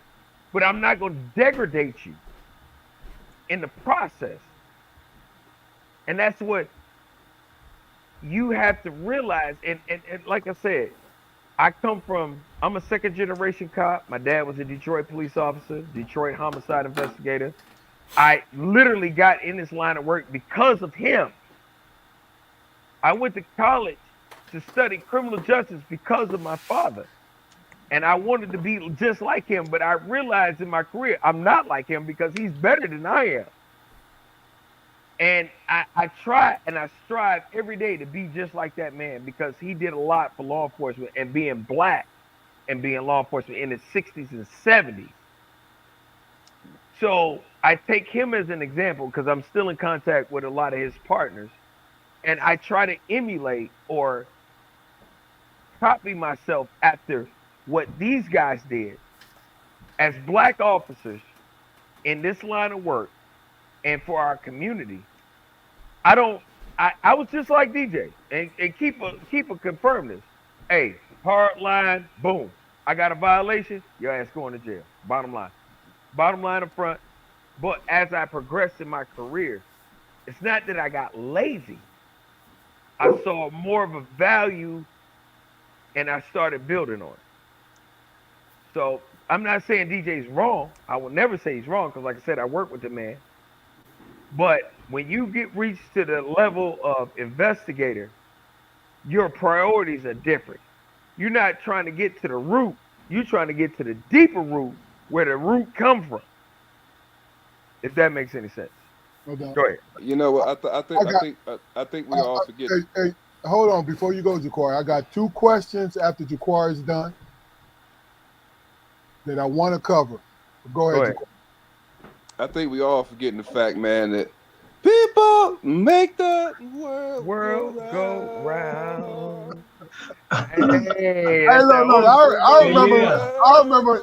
Hey, look, I remember you. Look, before you started smoking, I remember you used to be able to catch that motherfucking note. You said before you stopped smoking, huh? Got raspy. Fuck up. Look. Got raspy. Look here, man. You was that was a prelude. That wasn't no That's this thing right here. Look here, man. I ain't never claimed to be no singer, man, but I sell the shit out that motherfucker. Hell yeah. There you go. Hey, look. Stop acting like you can't sing. Mika Harris said that. Mika, you go ahead, girl. Talk to me. All right, now. All right. Let us talk about this real quick, right? This next question, because this comes from a friend of the show, Rico the barber. You know what I mean? Creative Cuts in Raleigh, North Carolina, y'all. Hey. Shout out. Did my hair. Shout out to that man. One time. That's real. Rico asked, and I'm gonna combine. He has 2 questions, but I'm going to combine them because they kind of go together. He says, "Has training these days changed to suit the aggressiveness of crowds?" Right. One more time. Has training these days changed to suit the aggressiveness of the crowd that you're working with? And also, is there a brotherhood amongst each other that makes you hesitate in dealing with bad officers? You guys understand that question? Yeah, I mean, I got what he's saying. I didn't understand the first question, man. But let me answer this. I understand what he's saying. I'll get back to you, Fluke. Okay, Fluke, I don't mean to cut you off. DJ and Chris to do it. I'm an instructor. I instruct the academy. I teach. So I am a certified North Carolina general instructor and hazmat and explosive instructor, along with a couple other things. Has our training been dialed back to meet society's needs? Yes, it has. I can tell the difference from the way I was trained to the way I'm training cadets now. Now, is it wrong? No, we're meeting society's norms. We're meeting society's requests. Now, on the other hand, the brotherhood part, let me tell you this, Rico. I'm gonna be 100. I'm gonna be a buck 50 with you. It's us and it's them. I ain't gonna lie for you, but I got your back. Now, if you do some fucked up shit and they come to me and be like, "Hey, Dickens, did you see such and such do this?" Yup, he sure did. Now, if you're right, and I know you're right, and you're within the law, I'm like, yeah, but he did this, and it's within policy, and it's this, and this. And I can say that from experience. I'm not gonna mention any names, but there was one white officer that I worked on patrol with. I see that he was a little heavy-handed on people of color. But then when it came down to his folks, he let them go. And I called it out. Then he wanted to crack a racial joke. And when you say, "Hey, Dickens, don't take any offense to this when I say this." So I looked at my supervisor and I said, "Should I whoop his ass now or whoop his ass later?" But he gonna get that ass whooped tonight. and that's real talk. Because they all knew I was the only black dude on the south side of the county. But one thing they did know, I ain't play that bullshit. When I enforce the law, I didn't give a fuck about your finances, your race, religion, or sexual orientation. If you was wrong, your ass went to jail. That's why I say I know where DJ's coming from. And when this particular officer or deputy was out there with me, I would never check in with them. They would have to force me to check in because I knew my mentality. Being from the 313, being from where I'm from, I don't give a fuck about all that bullshit. If you're going to do your job, do your job. Save all that other bullshit for later. Yeah. If you don't like it, you pull somebody Hispanic over there, they got a booger sugar in the car. Oh, that booger sugar, hold on, that's old school. Cocaine in the car, lock him up. But don't degrade the man any further than what he's already being degraded. Lock his ass up and go on about your way. Yeah. Because you're a tough guy when they're in the motherfucking handcuffs. But they got to come out them some bitches at one point in time. No doubt. No My doubt. man. DJ. So the crowd part, I'm a lot older than anybody I was on patrol with at the time, my age group. So I didn't really hang out with a lot of guys. I didn't eat with a lot of guys. I was no more of a lone wolf. I was the guy that kept working while the other guys went to eat. I was that dude. I didn't choose to hang out with guys and socialize. So that isolated that. I felt comfortable in my own skin. The other part to that is doing my job. For me, it protected me to be bothered. That's why I'm saying, not that I was a tough guy, but I could handle myself. I could get away with more things because of my age, because of what I came out of my mouth, that young boys couldn't get away with. They would say things that would just fumble on themselves. And plus, it was a maturation process. But for me being older and coming out of the military, and working in the jail and doing a plethora of things, I could talk my way out of things. Because if I didn't have to fight, I didn't have to fight. But if I did, my reputation knows that let's go. That's not even an issue. So to contrast that to what he asked, man, it's just, the brotherhood is there. When I say it was there, it was like when they ask you something, man, give them the truth. They need to be some experience on how to get things done. You tell them, hey, man, do this, do that, do this report that way, make this arrest that way, make this check in that way. That's brotherhood for me. And for me, black or white, I treat the white guys just like the black guys, man. There was because when in the day, they're going to let you know you're a black man or a black woman. Trust me on that. Oh, fact. Yeah, I'm not going to sit here and try to shoot y'all and talk about, La La Land. And yeah, they're going to let you know. And you do something wrong, they're going to let you know you black too. But sometimes you just got to swallow that, man, and just work together and get it done. And 99% of the time, you get it done. Feelings might be hurt, but you get it done. That's how I feel. All right, well, this is one of the questions I'm going to answer tonight, and then we'll go to you, Jaquari and Damon. First and foremost, you two guys know what kind of person I've always been. Always been a straight shooter, first and foremost. You know, when it came to crowd, you got to listen. When you got a melee going, you got to match the energy of the melee because you have to let those folks know that you are there to solve the problem. So it's been many times that I've been louder than anybody else, been more forceful than anybody else, right? That's how I'm going to answer that.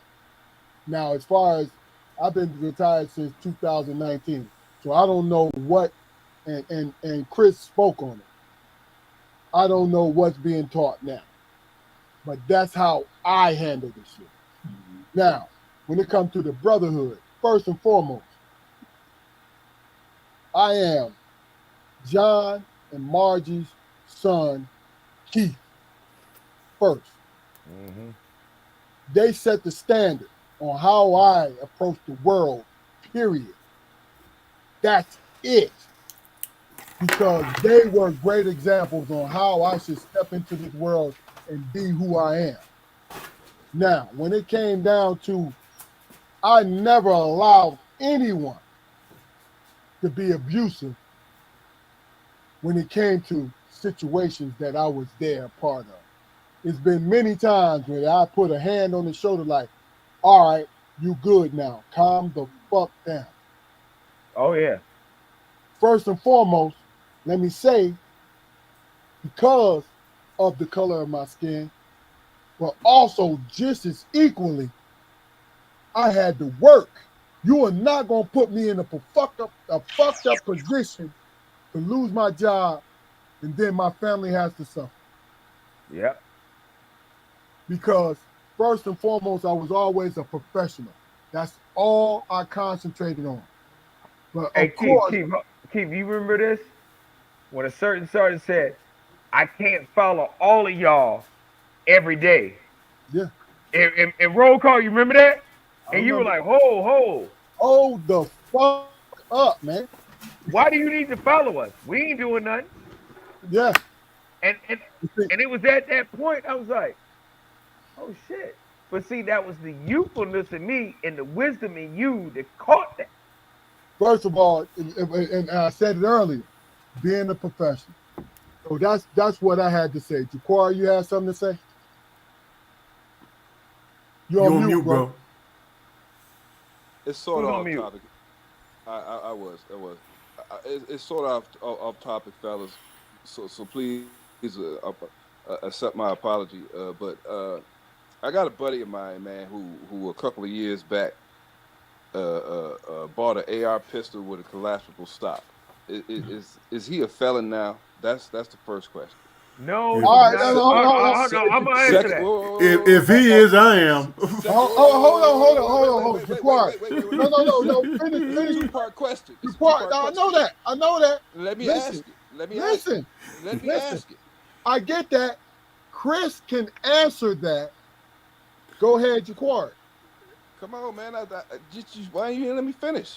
Because he was letting you know where you can get the true answer from. Yeah, Right. he can answer that. That's all I I'm need saying. the answer to that question. Okay, Yeah. well, you could have waited. The answer to the question is. It's a two-part question. No, Right. Chris. Let him answer the second Go part. ahead.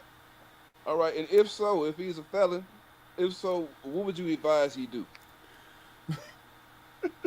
Anybody else want to ask any more I questions? want to hear the answer to the question. Okay, the answer to the question is just remember this: the ATF is not a law-making body; they're a law enforcement body. Okay. You're on You mute, on mute, Chris. man. Okay, The ATF just muted your ass. Yeah. I know. I kind of felt that too. Let's shut this shit down. So the ATF is Damn. not a lawmaking body; they're a law enforcement body. That's just like saying RPD is you can't have a pistol that holds 5 rounds in your house. They can't do that. So that law is being put on stay. He is not a convicted felon. But here's the thing: you got to look at, and I'm not a conspiracy theorist, but I'm gonna play devil's advocate. Joe Biden, and which I'm not a fan of, There and you everybody go. knows this, but I'm not a Republican. Watch out, watch out. Get yourself in trouble, man. No, I'm Go not. I'm ahead. not gonna get Get my. Hold that. on, DJ, stand by with the Okay. traffic. I'm Go. not gonna get myself in trouble. Yeah, we try to keep strong perspective on the Hey, air. hey, look, hey, the What? Go truth. ahead, man. Hold on, the truth is the truth. Joe Biden's been pushing a gun agenda. You were giving a amnesty time to register those weapons. Like I said before, the ATF is not a law-making body. They are a law enforcement body. Right. They gave you an amnesty time. Why do you think that is? So they know where those guns are. They know where they are. And those who apply for Form 4s, which is the SBR form that you need with a tax stamp to own a gun with a barrel length less than 16 inches, now they know where they are. Facts? Okay. So let's look at this. But your son just got hit with a federal firearms regulation. Being under the influence or taking narcotics and purchasing a firearm. So you're gonna come after my gun, who I'm a law-abiding citizen, and I'm Right. pro Second Amendment. Right. But your crackhead ass son, who document that he was not on narcotics when he purchased the gun, but we have documented proof that he has, and now is facing federal indictment behind it.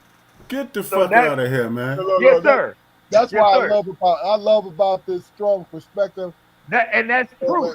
If you don't believe me, go look at a documentary talking about who is Hunter Biden.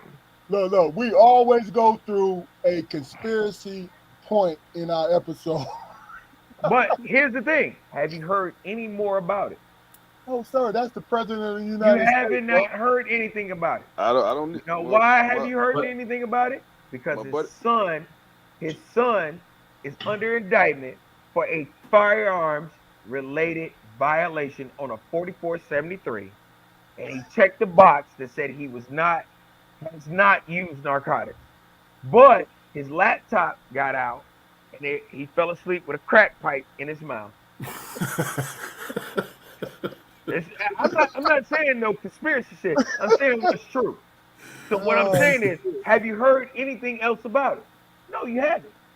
Yeah, But but So my buddy, ATF, listen, ATF is not the legislature. The legislative, executive, and judicial bodies are the only ones that can make laws.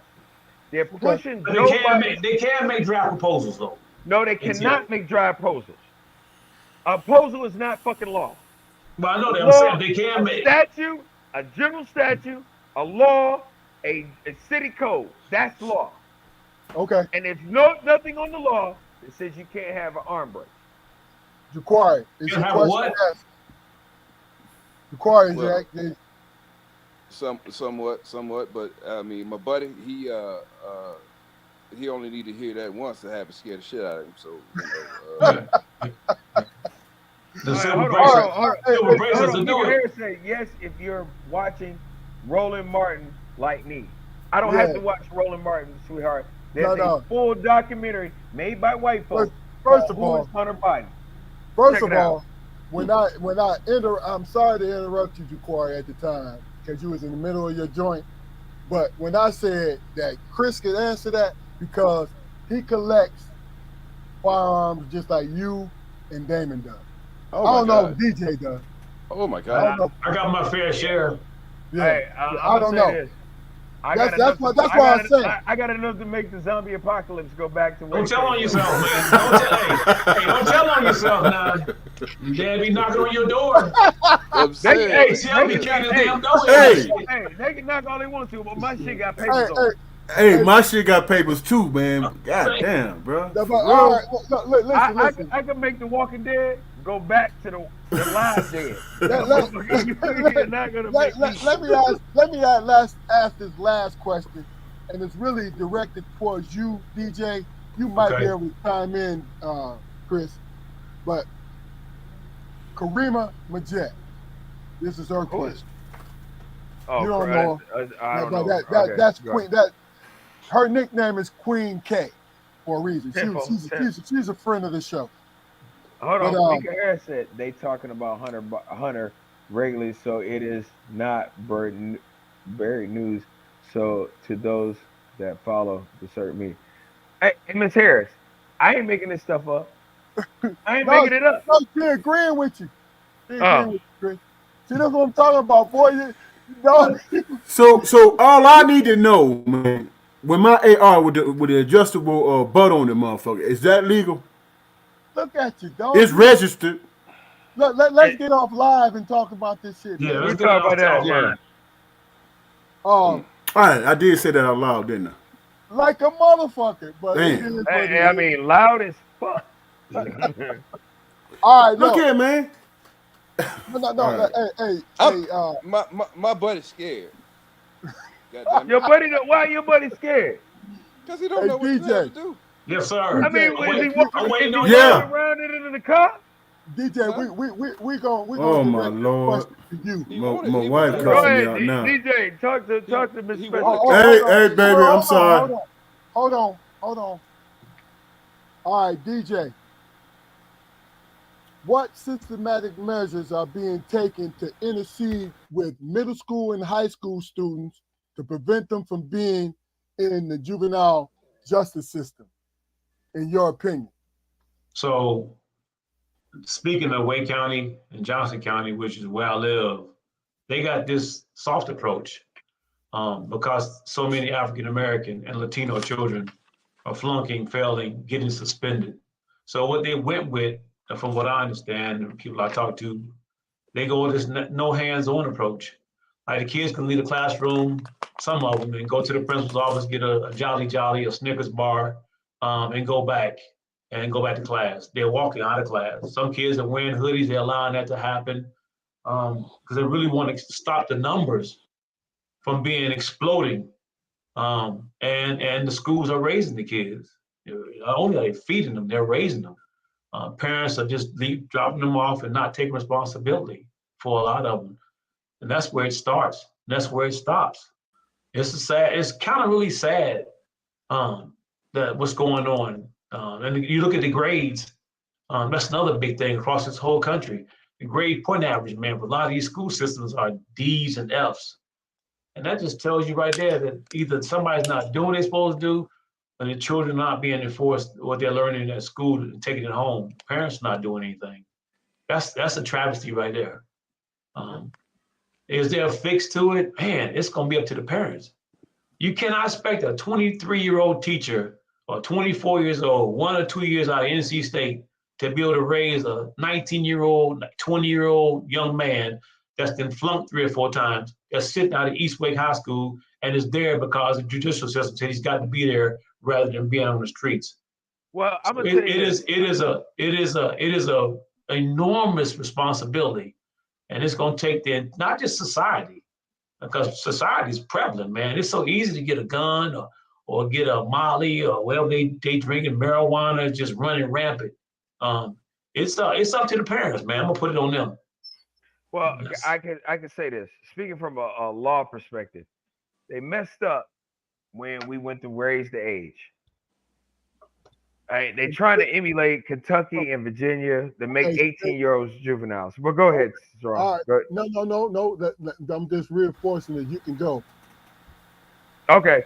Up So until maybe I mean, up until 5 years ago, the adult age was 16 here in the state of North Carolina. right, and that's what I was Then just they about to raised hit it on. to 18, but the thing about it is they were not prepared to raise it to 18. Exactly. Go So, ahead. so to give you a little background history, when me and Strong came on the job, and maybe even DJ, 16, 17, 18, you could charge them as an adult. Then they start looking at places like Virginia, Kentucky, Tennessee. So they said 18-year-olds, some kids need trade schools instead of traditional. Miss Harris, you're absolutely right because I'm a product of a trade school myself from Detroit, Brighthoff automotive program. Gotcha. But anyway, so speaking from a law enforcement perspective, that when we went away from 16, 17, 18, you could charge them as an adult. That they were looking more at as a racial perspective instead of this.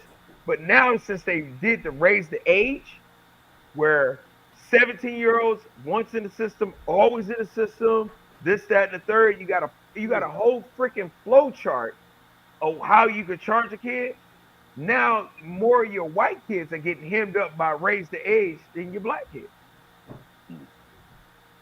I can tell you this because I know, because I work overtime and I've taken 3 white kids on one day over to the Wake Juvenile Justice Detention Facility because they're getting hemmed up by the raise the age thing. Then they're getting hemmed up by the new law that enacted on October 1st that if you're out on bond, then you get no bond when you get rearrested. So now you're in jail for 48 hours or 48 hours on no bond. So we got to hold you, but because of your age, now we got to take you over to juvenile justice. Then when we start packing that place full, then they start raising hell about it. But hey, we didn't make the law. Our title is law enforcement. We enforce the law. So now everybody's like reevaluating the raise the age, I forget what they call this new law. If you're out on bond and you get rearrested, I forget what they call that, but there's a name for it.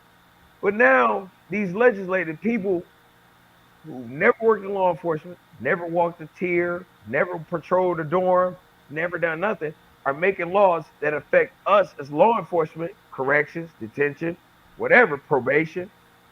It affects us more than you sitting behind a desk with a bunch of people and saying, hey, we need to do this.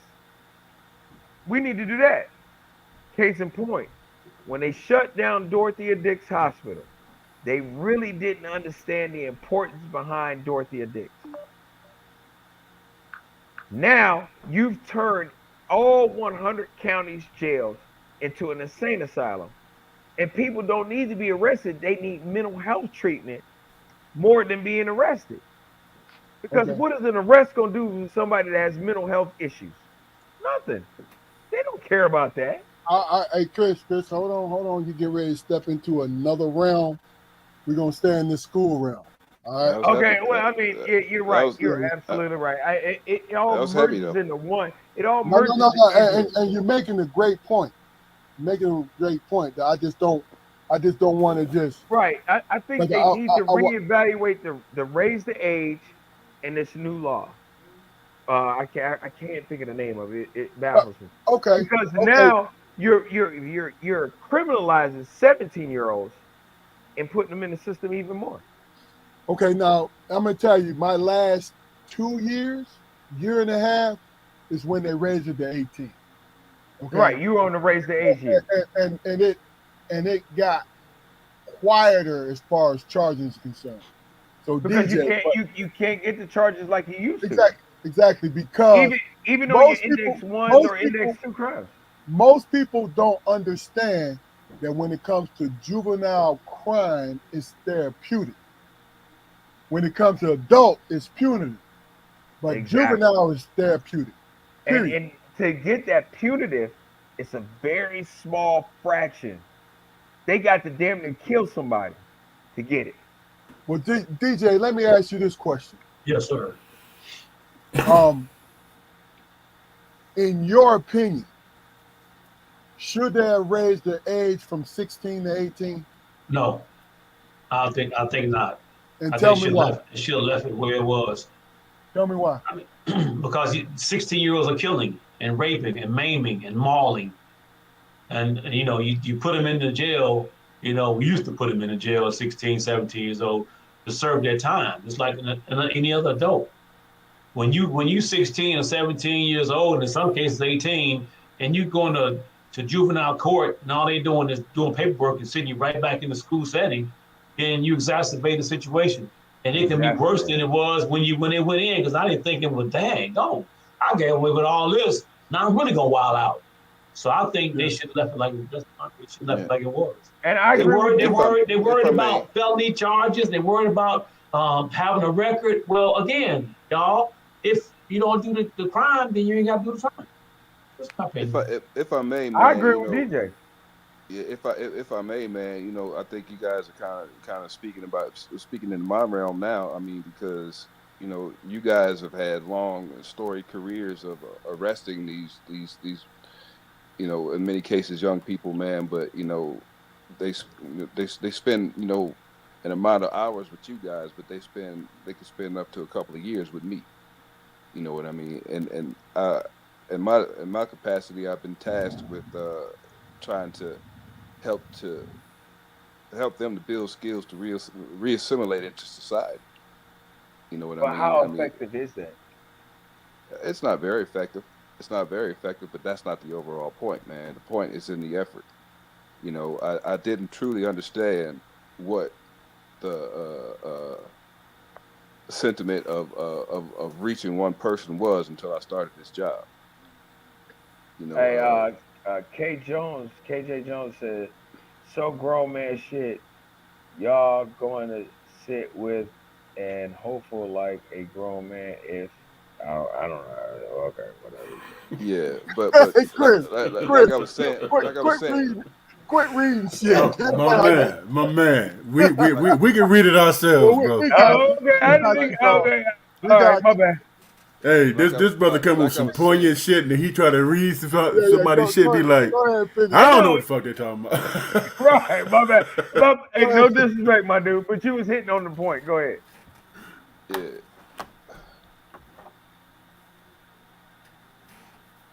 Go ahead. Man. You don't feel it no more, dog. I'd like to say something, man. I forgot. Go ahead, Fluke. All my goddamn guns is legal. I bought them. I was ran through the system. So don't come for me. Oh, shit. You understand what I'm saying? My wife called her downstairs talking about, hey! Hey, my wife called downstairs talking about, hey! You're talking too much. They pinging our website right now. Hey, Chris. What up, hey, KJ Jones is a friend of the show. He said money is What's up, bro? Horrendous. He said your ass can't read the word. All right. hey, tell him I ain't fluent in Ebonics like I used to. No, first of all. Hey. You said you put the wrong emphasis on the you put fuck, never mind. Man, Hey, Chris, you very poignant with the law and legislation, man. Don't read nobody else's statement, man. Don't shit. They're trying to figure out this man know what the hell he talking about. But what the hell is this? That ain't what I see. Hey, who's Corey? Malika sent you a message right there. Yeah. All right, Corey, what changes would you make in your job? The changes that I would make in my job is, an actual weeding out process of the ones that we can save, and I don't want to step on toes by saying that, but, when I started this job, I was, you can call me Mr. Compassion. At this point in my career, I'm still Mr. Compassion, but I understand that, my resources to help make change are very limited. And I have a knack, probably the same knack that that you three law enforcement gentlemen had for sniffing out bullshit. That part. If I could weed out the bullshitters early, and spend time with the people who with the young folks who really want to change, I think that can help out a lot. Not just me, but anybody who does this job, anybody who turns the key. That includes me and you guys. But you can. Well, let me comment on the fact that, from 16 to 18. I understand the energy behind raising the age limit, right? But what you did was because you did not prepare. Because Exactly. That is the first, point. first, first of all, and we talked about it as school resource officers and alike. If you don't have anything in place in the same, because it was always the county jail that waited for 16-year-olds. They understood that they were counted as in the state of North Carolina, As an adult. as adults. Period. So there was a power within that structure. You feel what I'm saying? Not the Right. fact that you was gonna take everybody to jail because I didn't do that. But the point I was trying to make is You had an option. if You you remember, Keith? You had an if you option. If they yeah, were 16, 17, 18, you either go adult or you can go juvenile. and see, and the thing about it is the simple fact that not the fact that it always hung over a 16, 17-year-old head what's going on. Like it's the possibility that this is going to happen to you. You see what I'm saying? And the sad thing about it is the energy, like I said earlier, was a great energy. But you did not have anything else in place. When it first happened, they had one man in the county of Wake dealing with all felony, all misdemeanors. It was one man, he had an assistant. For 2 years, it was just him dealing with all the things that happened in this county. And he was overwhelmed, right? But he had to make the best decision that he could make. And Yeah, but I don't know what happened after I retired. Did they hire more people? Are you talking about what's his name? I forgot his name, man. You talking about the security guy, right? Good dude, man. Yeah, so they did hire some more security people. No, he was no. He was a probation officer, juvenile probation officer. Oh no, He took- yeah, he they took did. the They did job. hire. They did hire more people for that. but Because what's the but disparity though, man? the point is they have you had the county jail. And I'm being hardline when I said this. You had the county jail as a destination if this juvenile fucked up, right? Because he was counted as an Not the adult. detention center. Now, but the detention center is not big. And then they have to really and truly, they have to pick and choose who goes and who don't go. Yeah, but was Well, it they only had 24 cells up there. but Exactly. No. but They built another section on DJ. That show you how old you are. But my point is, and this is what we're escaping. Then I'm gonna let you guys really have at it.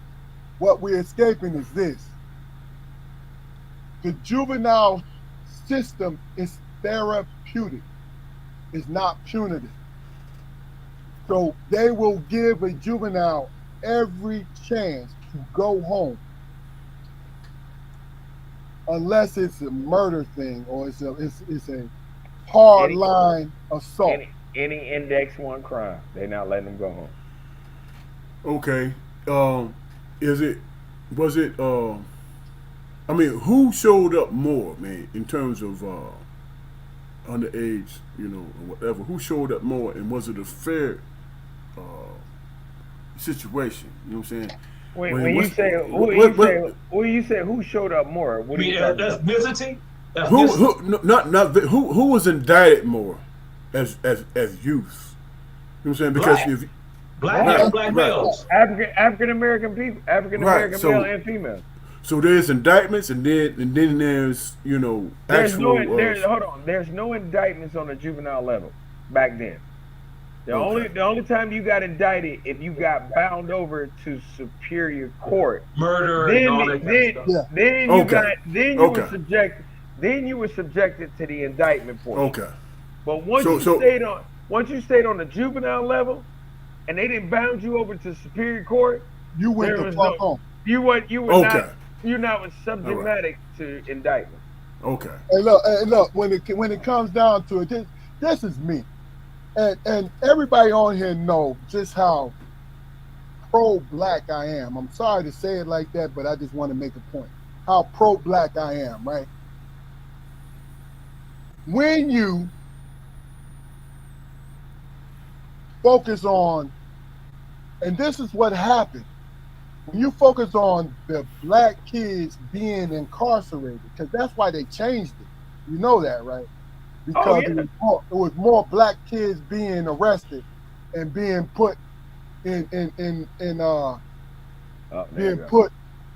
put in Thanks, Mika. yeah. So, but the thing about it is, this is what I add to that. I hate it, but who the hell is committing these situations? I'm talking about serious crime. But hold on, Strong. Let me add to this caveat to what you speak on. So when they did the raise the age thing, there was one caveat they put in there. Once in the system, always in the system. It's a small percentage. So So so so no. okay. So hold on. So who's always in the system? African It's fu- American kids. right. Why? So that means No, you if you committed a felony at 16 and you made another felony between 16 and 18, once in the system, always in the system, which made you acceptable for taking your case from juvenile court to adult court and being but, subjected to the but, indictment system. but here's the thing, though. This is the thing with, like, you made perfect sense, right? And this is what they brought up, but they didn't bring up the other part of it. So Is prior acts hold on. Right. is If The part, the once in part, the the system, part. always in the system. Hold on. Listen to what I'm saying to you, and then you guys will understand where I'm coming from with this. That the simple fact is, it's not all black juveniles that are recidivism. They don't come back. It is a 2 to 3% of them that come back. you talking about blacks? Yeah, Yes. black kids. But Oh, but when it's looked at, because my question to you guys is it heavy-handed? To you, DJ, is it heavy-handed in the schools when a kid acts up? Is it heavy-handed when they're charged for a particular misdemeanor? Not at all. Not at all. Why is that, DJ? And if you, I mean, this is so redundant with that, man. You got a kid that's bringing marijuana in Friday. You go do a juvenile petition, and the judge said, "Oh, he'll even go to juvenile court." They say, "Well, we're gonna suspend him for 5 days." And then you come back next week and does the same thing. And they don't have no beds in Western Correctional Youth Center. Or they'll eventually, if we do or her do enough stuff, they'll take them out of the school system, homeschool them, or send them somewhere. The one of them little high schools and middle schools in Raleigh, where they take all these kids that are doing madness, and then guess what? After 6 months or a year, they bring them right back in the school system, with the so-called regular kids. And so the problem is, I mean, I don't know the fix to it, but what are you gonna do with them? Where's the money at? Everybody said, what they not learning in school? Well, a lot of them are sitting in the hallway with a hoodie on with their cell phone because they don't want to learn. Or they live in an environment on Newbert Avenue in Raleigh where the whole family's in a hotel and there's not an area conducive to learning. There's loud music. There's kids hanging out 12, 11, 1 o'clock in the morning. They go to school. And mama is a crackhead or a prostitute. She puts them on the freaking bus just to get them off to school. Hold on. Can I ask y'all? Can I ask you something? You can ask your right. question. I was going to ask. DJ. Yes, sir. Bro, this is your experience, and your Yes. experience is small, my guy. I want everybody to understand that it's not everyone. Absolutely. It's the people that you ran into. Jaquari, go ahead. How much would your attitude change, or how much would your attitude change if they started to privatize JDCs? But my attitude changed? I mean, is that gonna change the way the kid lives? Is that gonna change the way the kids think? Is that Well, gonna No, change but the way isn't the that parents putting bodies in but prison though? it's going to, what it's going to do is going to expand the prison, the Right, school to prison pipeline. right. Well, Hey, You have somewhere to put them. For weed charges, really? Look, hold let me on. tell you something. Let me, I don't let me, believe in that school to prison bullshit, man. That's some me neither. bullshit. Ooh, we. It is. Come on, man. Hold on, hold on now, hold on Come now. on, man. Hold on. This is my No. Because you know what- Keith, you know what? make your point, man. Make your point, Keith. But hold on. This is why I Make say it that. good.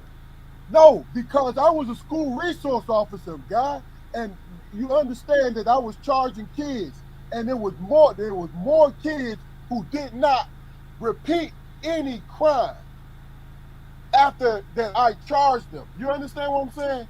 Right, Meaning that they learned their lesson right. and they went that school, that pipeline. Come on, dog. Where the fuck did that come from? White Hold on, man. America. Let him. Where White the Let fuck him. did that come from?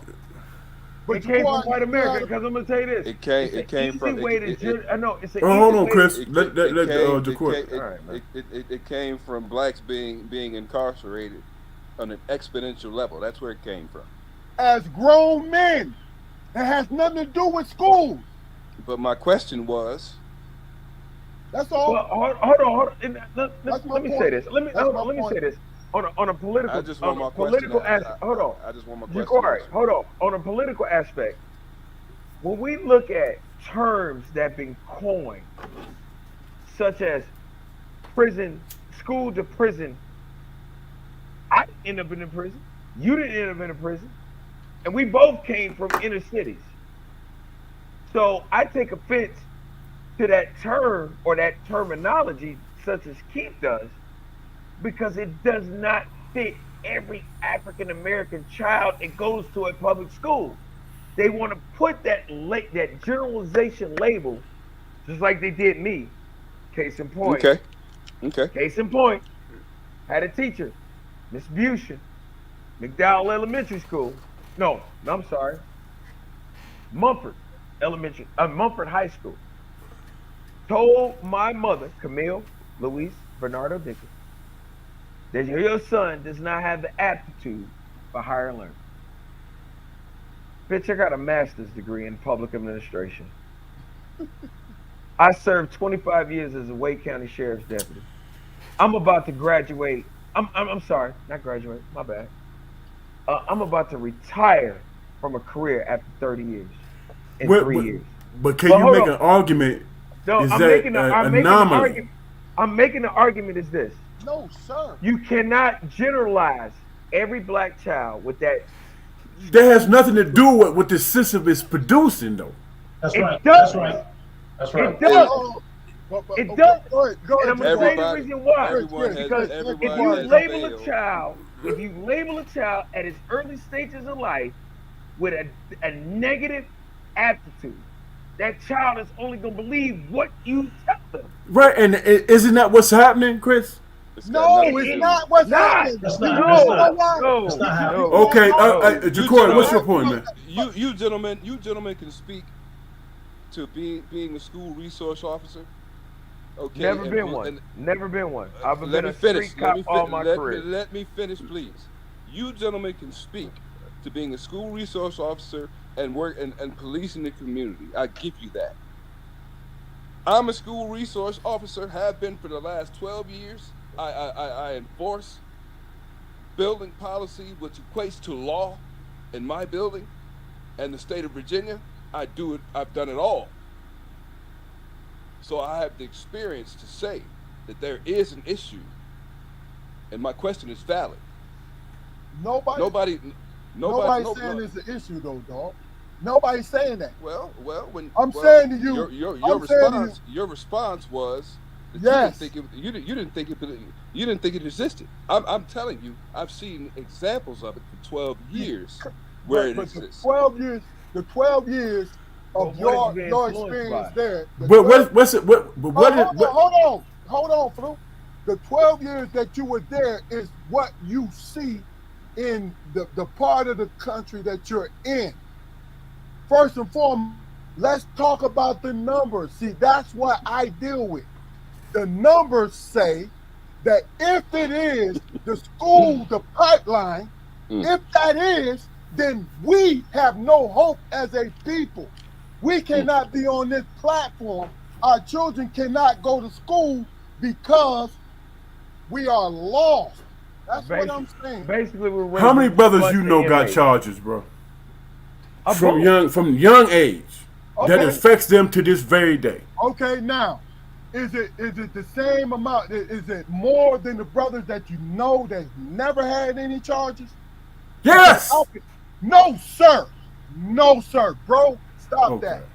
Stop that. So you telling me the number, and I'm not going. Well, let's listen to the man who works in the industry, who knows hold for a on. fact. And he works in the industry in Virginia. I can do my job on any I'm not any debating place. that. Let's just hear the man out and hear what he has to say. You're not understanding what I'm saying. I'm not going against you. I'm saying to you, you have a small part. Just like me, I have a small part, and that's my opinion. You see what I'm saying? Okay, can I hear the man? Can I hear the man's opinion? Can I hear his opinion? I believe we just need to move on, fellas. Okay. First of all, because I said what I said was I don't believe in the prison, the school to prison pipeline. I don't believe in that. You know why? Because there's too many of us to be affected by that. Yes, it happens, right? But I believe it happens in a small percentage. That's what I believe. That's it. And what's your rebuttal? It's not. I don't have a rebuttal. I'm not disagreeing with you. I'm saying to you is this. I don't feed into it totally. I can't do it. I'm asking because I want to know. I understand that. I'm saying I I can speculate on it, but I don't work in that industry day to day with cats you see with recidivism and all that. I don't know. You know what I'm saying? That's why I said. I'm not disagreeing with you guys, man. I'm not disagreeing with you at all. I'm not. Show. It's a different show. So you disagree with what they're saying? I absolutely disagree with okay, that's all. That's all. You don't have to elaborate on it. That's all I needed to know because I think I'm thinking on the same lines as you. So hold on. So perfect. This really and truly, just for clarity, you disagree that you feel there is a school to prison pipeline. I think yes, it is. No, I don't. I just don't. But I feel you. I respect what you're saying. I think it's a part of it, but I believe it's not the complete picture. Is what I'm saying. That's all. Okay. Understood. That's all. It had nothing to do with. I understand why y'all feel that way. So it's not like, oh man, you wrong. No, sir. No, I'm not even going. No, sir. It's a. I didn't say. You know, whether or not you judge my statement or anything, man. It's a healthy exchange, a healthy conversation, man. That's all it is. Yeah. Oh yeah. But look, let's do it this way. Man, we've been on this for 2.5 hours. Yeah. This is great for me, man. I love it. We've been up here for 2 hours and 33 minutes. Hey, Keith, can I have 1 minute? Keith, give me 1 minute. In the city of Chicago, right now, 1/4, and people are gonna quote me on this. 1/4 of the kids in high school are not going to school. They're not going to class. They on the corner selling drugs, carjacking. The gangs are just insurmountable. And so, ask yourself, what you gonna do when somebody kick your door in at 3 o'clock in the morning? That 16-year-old, that 15-year-old, you don't want him to go to jail? No. His ass should be going to jail. Or what? What we gonna do? DJ, Yes, sir. Go ahead, Chris. I'm gonna send them to the God they pray to. Look. First, See? but hey, DJ, Yes, sir. I hope you ain't misunderstand what I was saying. No. No. We got what I'm you're with you. saying. Look, and then I'm gonna always. Here's how I think. I'm gonna always take the 3/4 over the quarter every fucking time. True that. You're playing devil's advocate. I mean, That's it. Yeah. I mean, but You're playing devil's advocate. there's But I agree with DJ, there's and redemption. I want you to watch this thing called Hip Hop Daily on Facebook, and they talk about all the gangs coming out of Chicago, O Block, and this, that, Crazy. Duck, and I sit there and I'm looking at myself. I'm like, damn, has it gotten that bad? Well, let's act like. I believe. Go ahead, go on. My I believe in justice, but I believe in redemption just as much. I feel that. I'm with that. I believe in redemption, but if you bring it to my family, there ain't no redemption. There's a body bag. That's the human condition. I mean, That's a human. We all 5 of us live in the gray area, man. It's not extremes, man. It's what it is. That's definitely a human condition. That's real. You know, that's what it is, and we can have an opinion. You know, as far as either side, we can have an opinion about that, man. Yeah. But when you talk about the legal justice system, man, is it a fair situation? No, it's not. But you know what? It's never been fair. You know why? Because it's been structured around to keep, and this is from a black officer's point of view, right? Structured to keep us where we live, to keep us in captivity.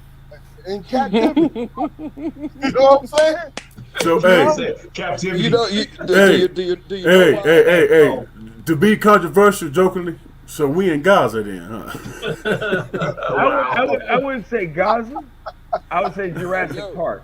There was a reason why I decided to concede the conversation, is because I knew it was going to keep going, and I knew that something like the statement my older brother Keith just made was going to be made. It got heated. If your statement, what did you just say, Keith? I said that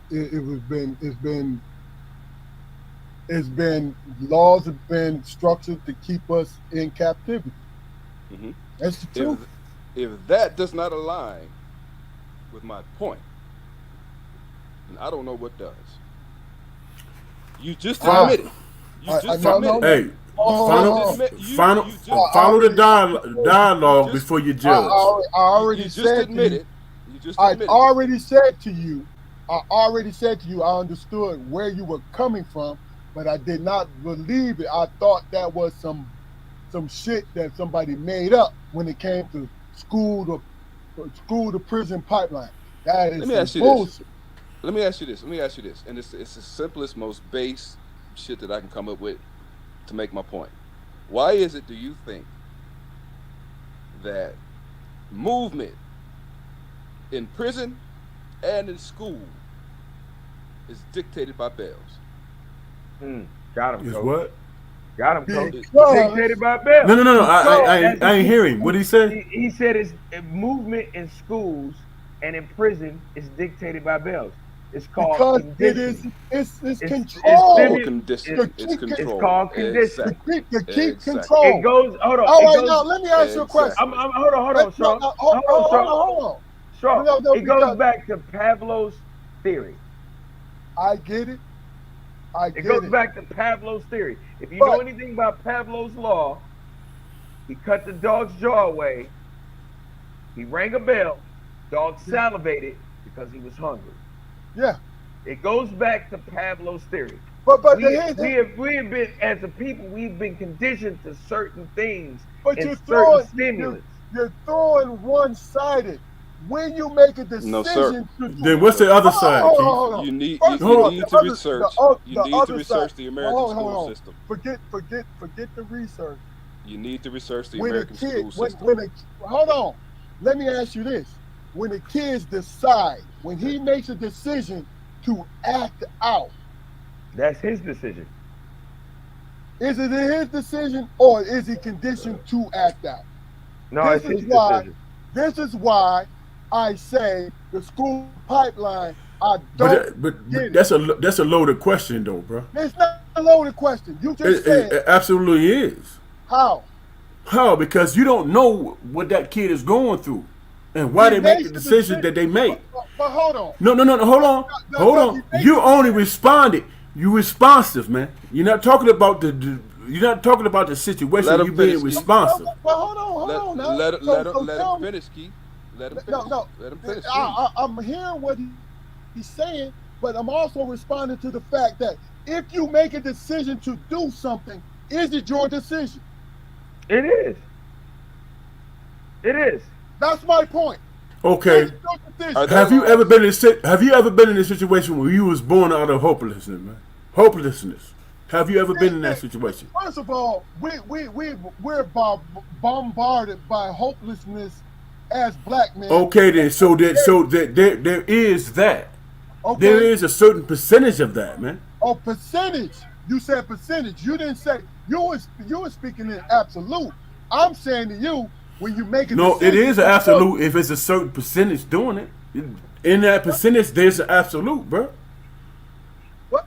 No, hold on. I don't understand what. You So if you come to the conclusion that there's a certain percentage of the black population that chooses to do wrong things, and you don't understand or choose to think about the reasons why they do wrong things, in terms of hopelessness and all that stuff, you're only thinking about the percentages and who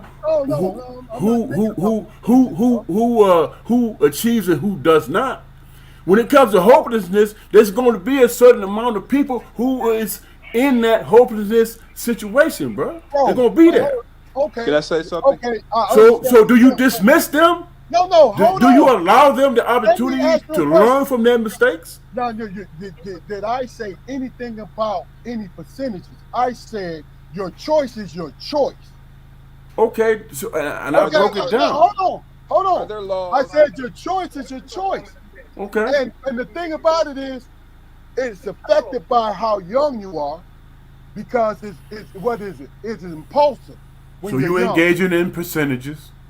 No, how? You just How said am it You depends. just It said depends on how. age. It's Huh? a choice. You just said age. Age is a but percentage. no, hold Age on. is a percentage. Is it a percent? I said depending on how young you are. So you telling me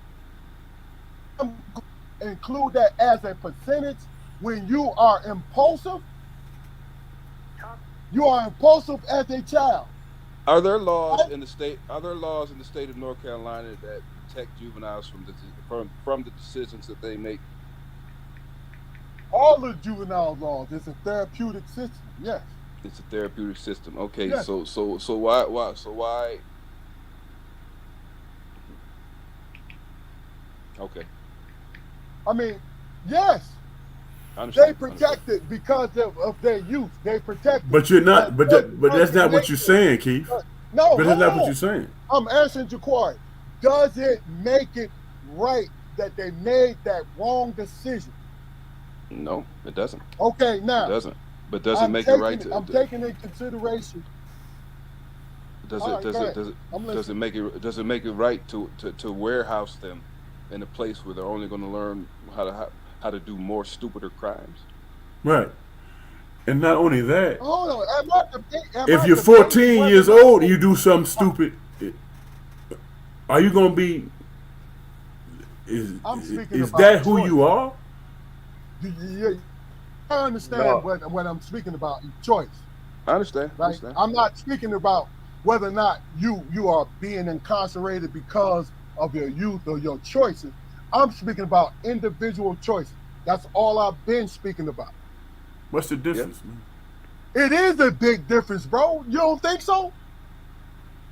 You say if a person make if a person 13-year-old do a crime, Okay. you know what I'm saying? Is he gonna be thrown in the adult prison? I'm not talking about his If it's a federal incarceration. crime, I'm talking yeah. about his actual Huh? choice. That's If what it's I'm a federal talking about. crime, yes. Now they'll And separate he's them. 13 years old. He gonna be thrown Bro, in with 11 from adults. 11 No, on. If it's a no, federal no, crime, no, he will No, not. No, don't he will stray away not. from. Ooh, wee. Listen, He will listen. not Don't be stray. thrown in with adults. He will be Chris, held hold in a on. juvenile facility till Chris, he He'll be- turns the hold age of on for a 18. second because I want to make sure that you guys understand is It's I not am about the I am punishment. speaking. He's talking about the decision.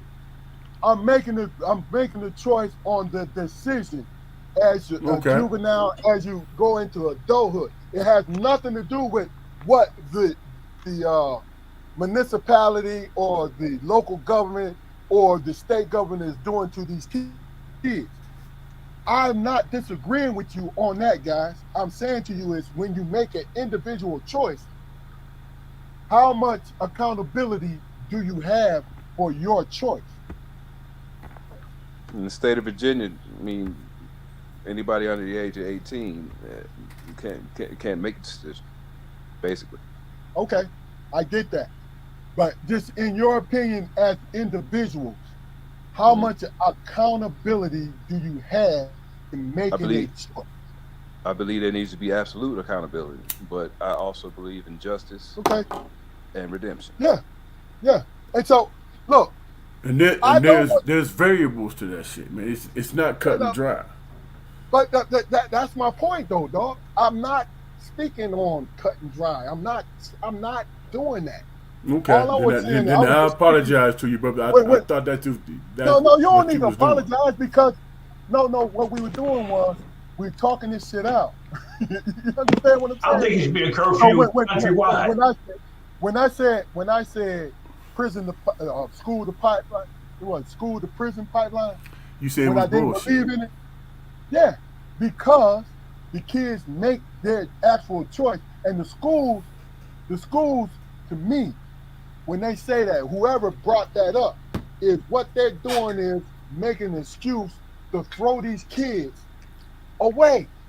Hold on, can I say something? You know where Okay, we first I messed get. up. Okay, I get what you're saying now. You see what I'm saying? Yeah, That's but why I I took don't it different, believe in it. man. How you express it, I took it different. That's why I continue to talk about it. Okay. You know where That's America why messed I up tell you at? guys, I understand No, where you're coming from. no Hold on, child. Chris. Keith, the way I took it is like you was like, I don't give a shit how old they are. Throw away the key. You know what I'm saying? Based on the crime that they committed. Curfew. Not that. You understand Okay. that depending on the child and the personality, if to incarcerate them in certain situations, you basically are throwing away the key. But hey, look, and I'm taking that in consideration, Ja'Cory, so I'm But not Ja'Cory, disagreeing with you. but Ja'Cory, when do you hold on? Hold on. What I'm saying is, I understand where you're coming from now, Keith. I misunderstood what you were saying at first because I thought you was like, man, fuck them. If they did the crime, fuck them. No, here's the stand Keith said, and I agree with him. But when do you draw the line? I think the line needs to be drawn, man, with the administration of the country, man. The fate Well, of our hold children. on. Now, I'm glad you said that. Let me finish. It needs to be drawn at the administration of our country, man, because the fate of our children cannot be left to the fucking sway of goddamn Republicans or Democrats. It's got to be one. It's got to be one fixed system. Okay. Right. And fairness. You got the Democrats throwing. It would never be fair. No, it'll never be fair, but it can be fixed. It can be stationary. Yeah. Listen. And what I mean by stationary. Hold on, what I mean by stationary is, like I said, it doesn't move depending on what administration is in office. Exactly. Or color. Hold on. That's good in theory. Good point. It's a very great point, but it's good in theory. But in reality, it's not gonna happen. Because anytime don't give a fuck. No, that's not hopeful. It's not that true. That's not hopeful. Anytime the sitting president, son, oh my God, is an admitted crackhead. Hold on. It drives you the go boy with off. that book, Chris. Is it admitted crackhead? But Joshua Marion, of Bradstreet is admitted crackhead. He gets 25 years in prison, but he gets a sweetheart deal. yeah, The fuck? Marion Barry was an elected official And again, right? Marion Barry was wrong too. How you gonna But be smoking but crack, be the mayor of he DC, and they he get caught became on camera he became smoking he crack? became See, you he ain't be, talking to somebody that he don't remember became that. You he ain't talking to became somebody that don't remember that. How he But you look, remember that? became he became an elected official after he did his time. and Right. look, and what he and think about it. What Marion Barry did for DC and his residents was monumental. Okay, but But that's First of my all, Marion Barry. overall point, We're my talking about overall Hunter point Biden being, that don't care about black people. my overall there About you point go, Hunter. there being, you go. there But was there you go. Hey, justice. leave Hunter Biden alone, My man. Man, overall fuck that point, guy. my overall Hunter got point no being, problems. Go ahead, Jaquan. my overall point being, there was justice and then there was redemption. He got I like that. Marion Barry got Okay, set up by a prostitute. Jefferson and redemption. Expound on that, man. He got caught smoking crack. He did his time. He came out. He was married And and they Barry. got So And reelected. he was saw And he got as a human being who had redemption, right? absolutely. And I think But we where's the accountability? we He said, did his time. That was the Those those accountability. those years he spent in prison. Doing your time is not accountability. look, that's a good question. That's a good That's what- question that's- that was raised as far as accountability. Let me just do this because we get ready to go on 3 hours of this, man. Hell, Jesus was This shit No, is crazy. Jesus This was is- nailed this- to the cross this for is doing the great right stuff. thing, not smoking crack. Jesus was forgiving. Let me That's my ask point. you. We gonna go to all four of you guys, man. Then we gonna close this thing off. Okay. And here's my question. We talk about accountability, right? What do you feel as a black man in your community? What accountability are you held to in your community? Now, I'm gonna let that soak in. Don't interrupt, guys. Say what you have to say, because I want it from all four of you guys how you feel. Y'all get me? I got It you. ain't about. It's not debating what somebody else said. I want to hear from you as individuals. Okay? And then we gonna get up out of this joint because it's been a great show. Fuck it. I love it. I'll be honest with you. I think this is the longest fucking show I've been on. Look, all right, now DJ, we're gonna start with you. Me too. Okay. So I live in a community that's 90% Caucasian. Oh, DJ. No. You said I can say what I gotta say. I'm I'm not, just- no, I'm- hold on. Okay. Not your current community, Okay. our community. Our community as a whole Yes, sir. across Yes, sir. America. Yes, sir. So I think we're in a quagmire right now as a whole. We in a quagmire, and we're suffering. We have the haves and the have-nots.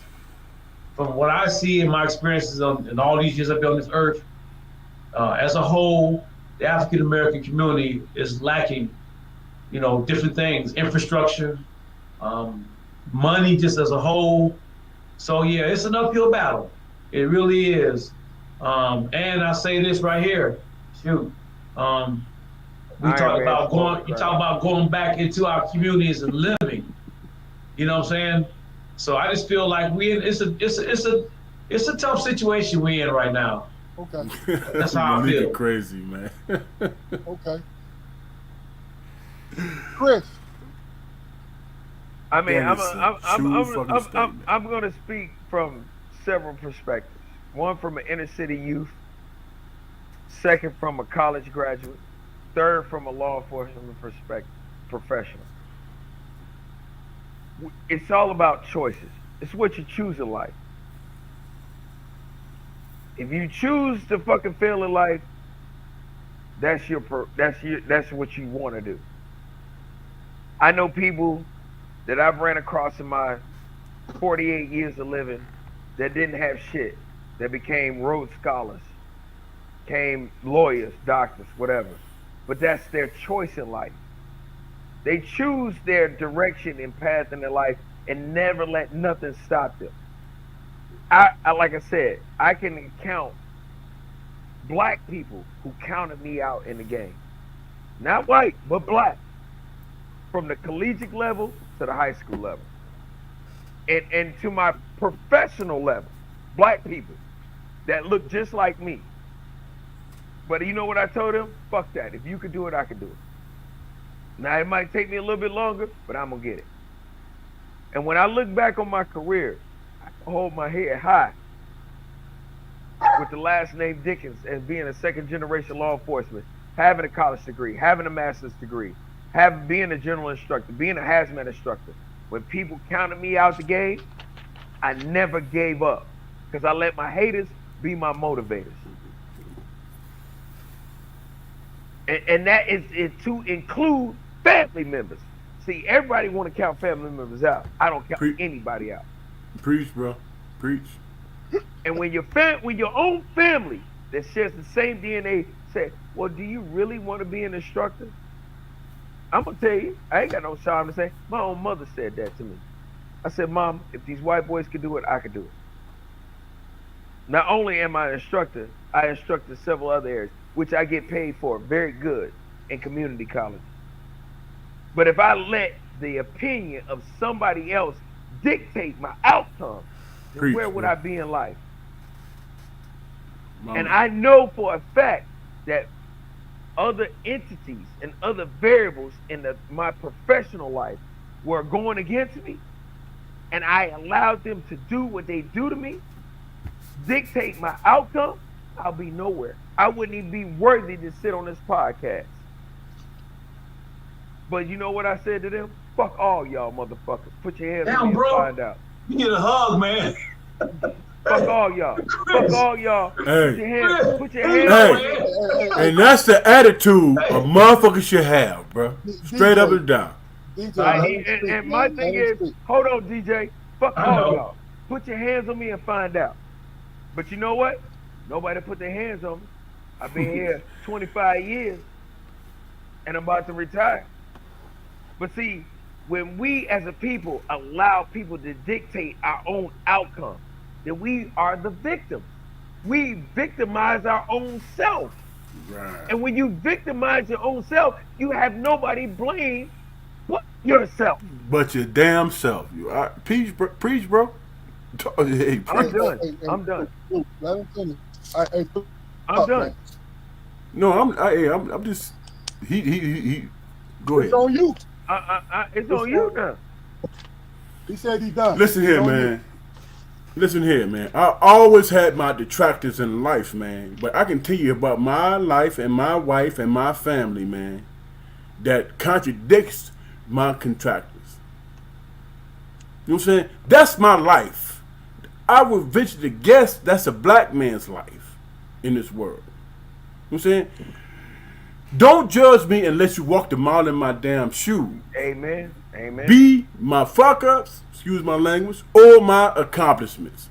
Hey. Don't worry about me. Worry about you. Exactly. And the only thing I can give you is my example. That's it.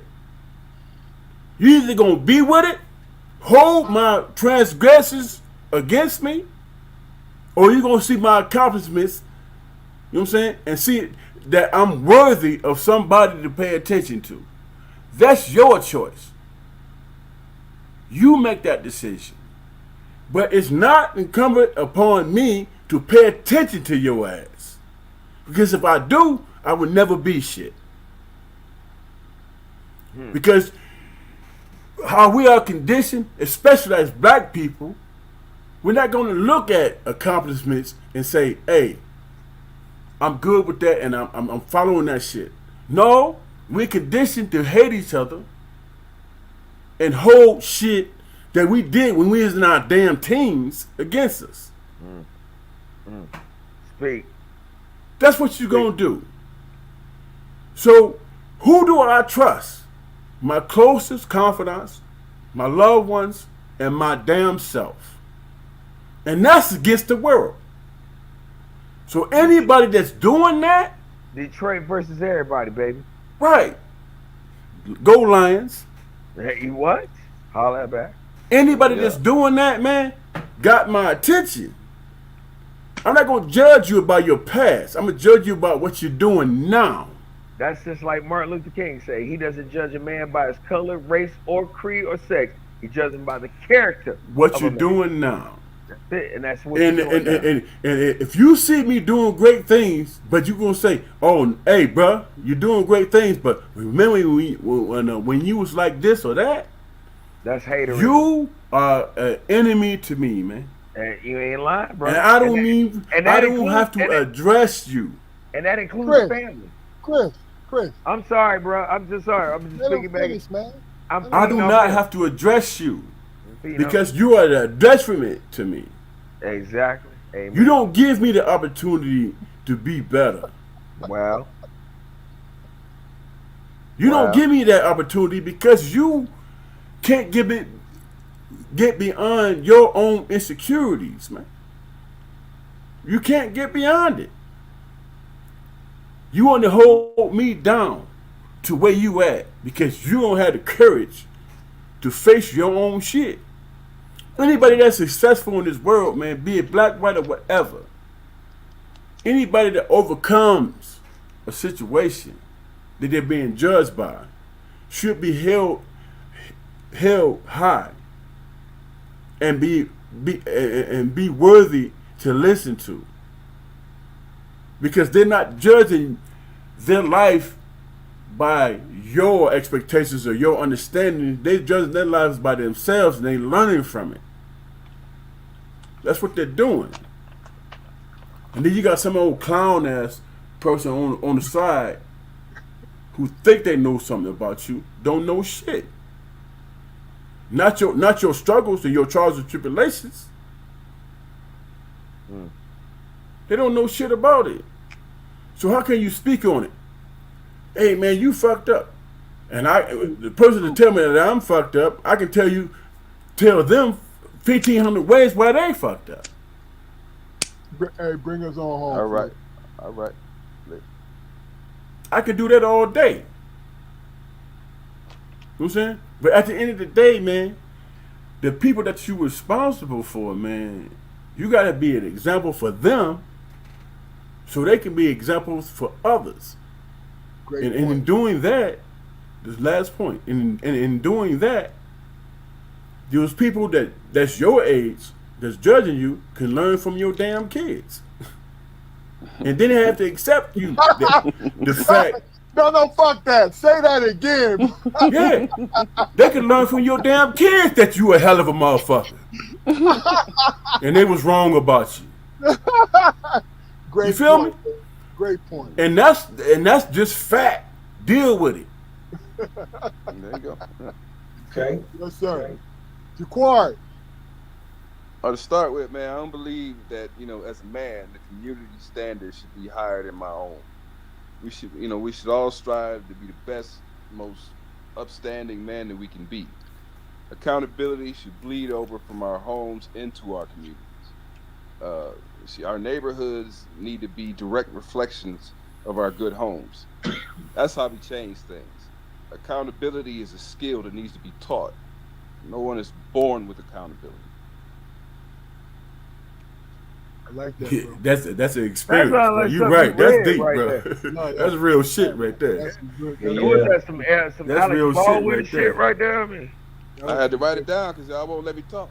So you can remember next time. So I had to write me a script.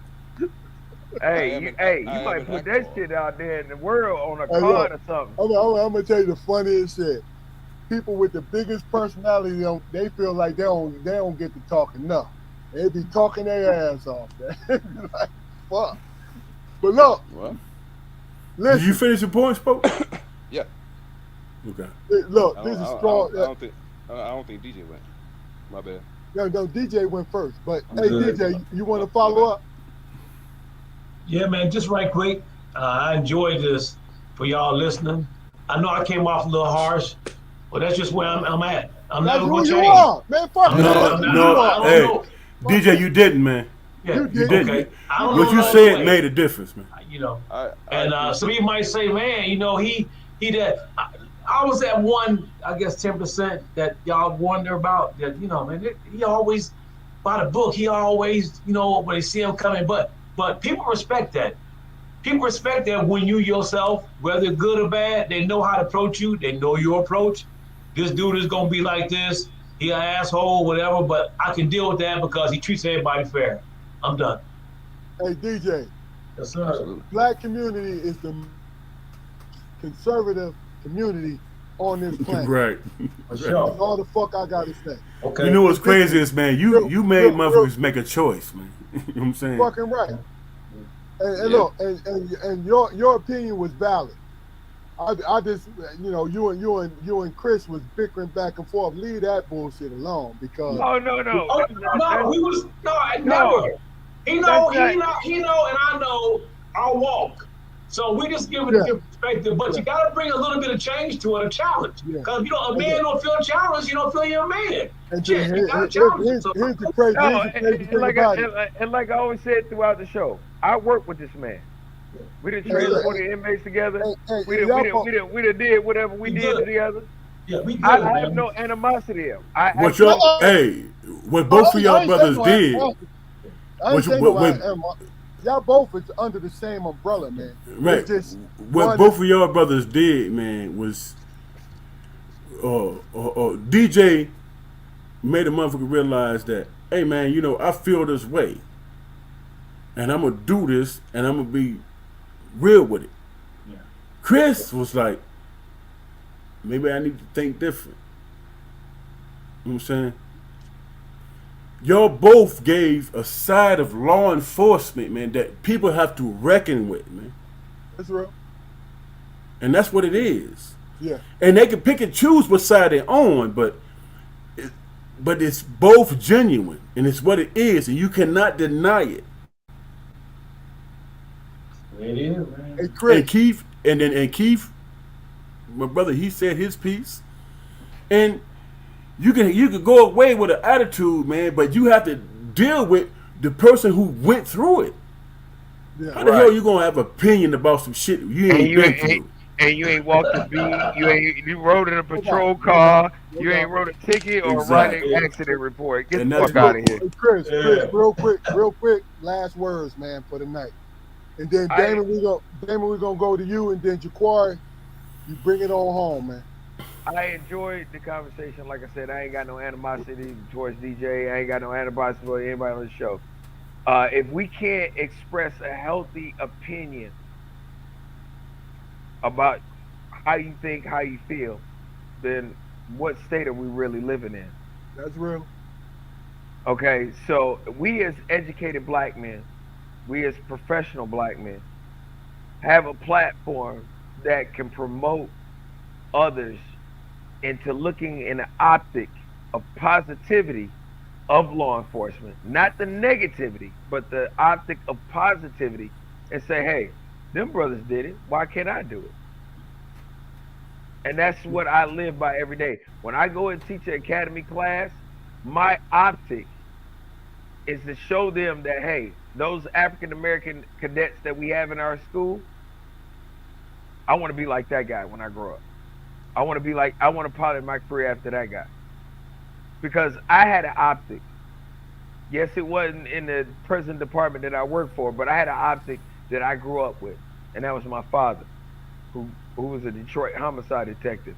That's the optic that I wanted to emulate and say, hey, I want to be like that guy. Because when he died, there was over 2,000 people at his funeral. And some of them were victims of crimes that he investigated.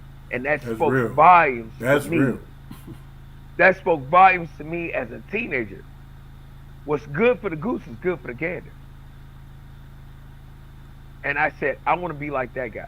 So every day that I pin my badge on, every day that I holster up my weapon, every day that I get my patrol car, my objective is to live to that standard. That's real. Good.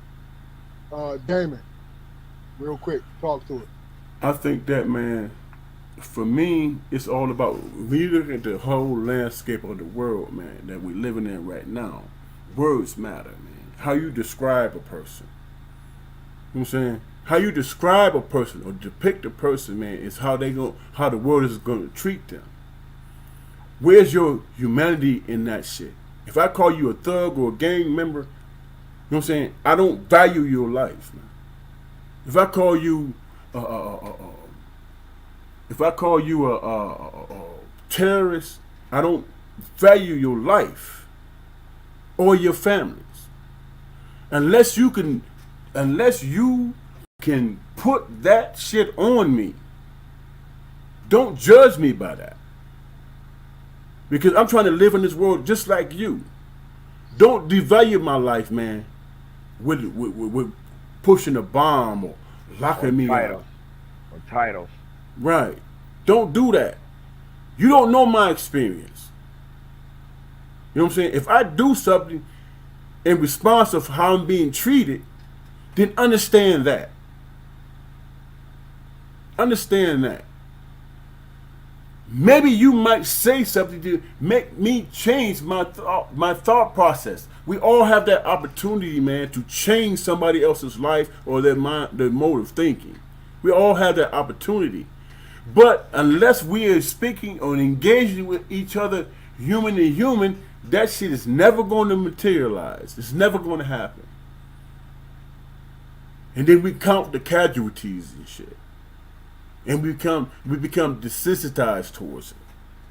And that is not a way to live in this world, man, because there's going to always be a winner and there's always going to be a loser, and everybody's going to justify their side of shit, man. You're going to justify their side of shit, man. And that is not a way to exist among somebody that's different from you. It's not. I can't speak on anybody else's tragedy. I can only speak on mine. Yours is worse than mine? Yours more important than mine? There's no way in hell you gonna convince me of that shit. There's no way in hell. So, what do we you know what I'm saying? How do we exist in the world where we have to? And that's my point. Okay. Valid point, too. Great point, man. Great point. Ja'Quari, bring us on home, dog. Hey, man, I can tell that your passion and your professionalism, was not a uniform that you shared at the end of your shift. I'm humbled to have been a part of this heavy conversation, and I look forward to furthering it at some point in the future. I thank you for your service. I thank you for your time, and I bid you peace. I'm humbled for you, all three of y'all too, all four of y'all. As a matter of fact, that's real. That's man. right. Yeah, don't forget, Ja'Quari works with juveniles. Yeah, that's just real. All four of y'all. I'm humbled, man. Hold on. What did you say? Dang, on the drinking champ time, I think. Hey, Malika. First of all, you came on here late, so you came on here allowing. Look, we was getting it in early. Hey, look, Mika, we've been on here for about 3 hours. 3 hours. No. and She 12 know minutes. how long. Yeah, look. Hey, Chris, she been on here for the last 2 hours, so she know how long we've been on here. Hey, but look, this is David. perspective. I'm sorry, hey, David. Hey, man, you did your thing, brother. Did a great thing, boy.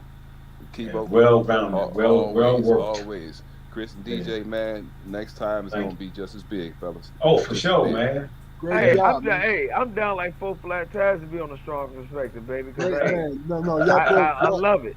Y'all both, I picked you both for a reason, and you did a phenomenal job. Thank you. Thank you very much. Hey, KJ Jones said, hell of a show, gentlemen. Yeah. Hey, KJ, Thanks, sir. friend of the show. This is a hell of a guy right here, man.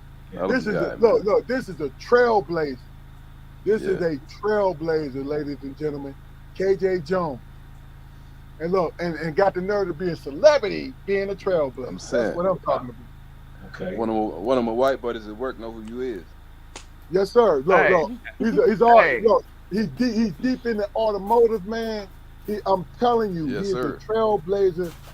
sir. Google this man. That's real. Yes, sir. Is he over there on Pool and Broadwell? No. He in California. California, man. Yeah. No. Hey, Chris, this is a real. This dude is no joke. It's no joke. If you get a chance, just Google him.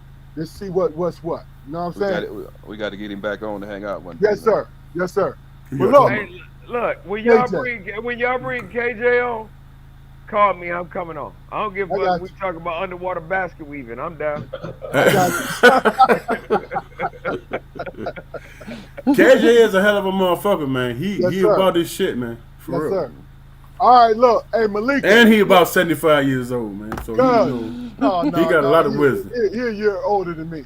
I'm just talking shit. That's Don't call me 75 years 70. old. Look. Hey man, don't call me 74. Hey, goddamn. I'm waiting for him to text me and talking about, okay, motherfucker, you talk shit. Hey, Malika, thank you for your input. Love you, Thank you, cuz. Appreciate it. Yes. Thanks. KJ, thank you. You know what I'm saying?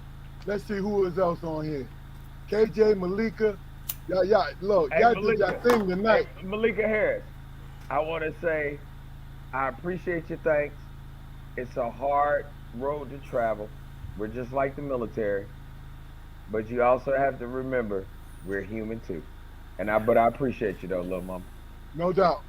All right, look, stay on once we get off this live for a couple minutes, y'all. Shit. There's a strong.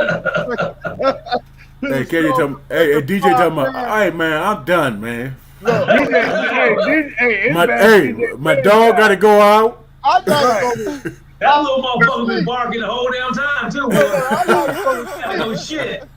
I gotta go. My dog got to go out.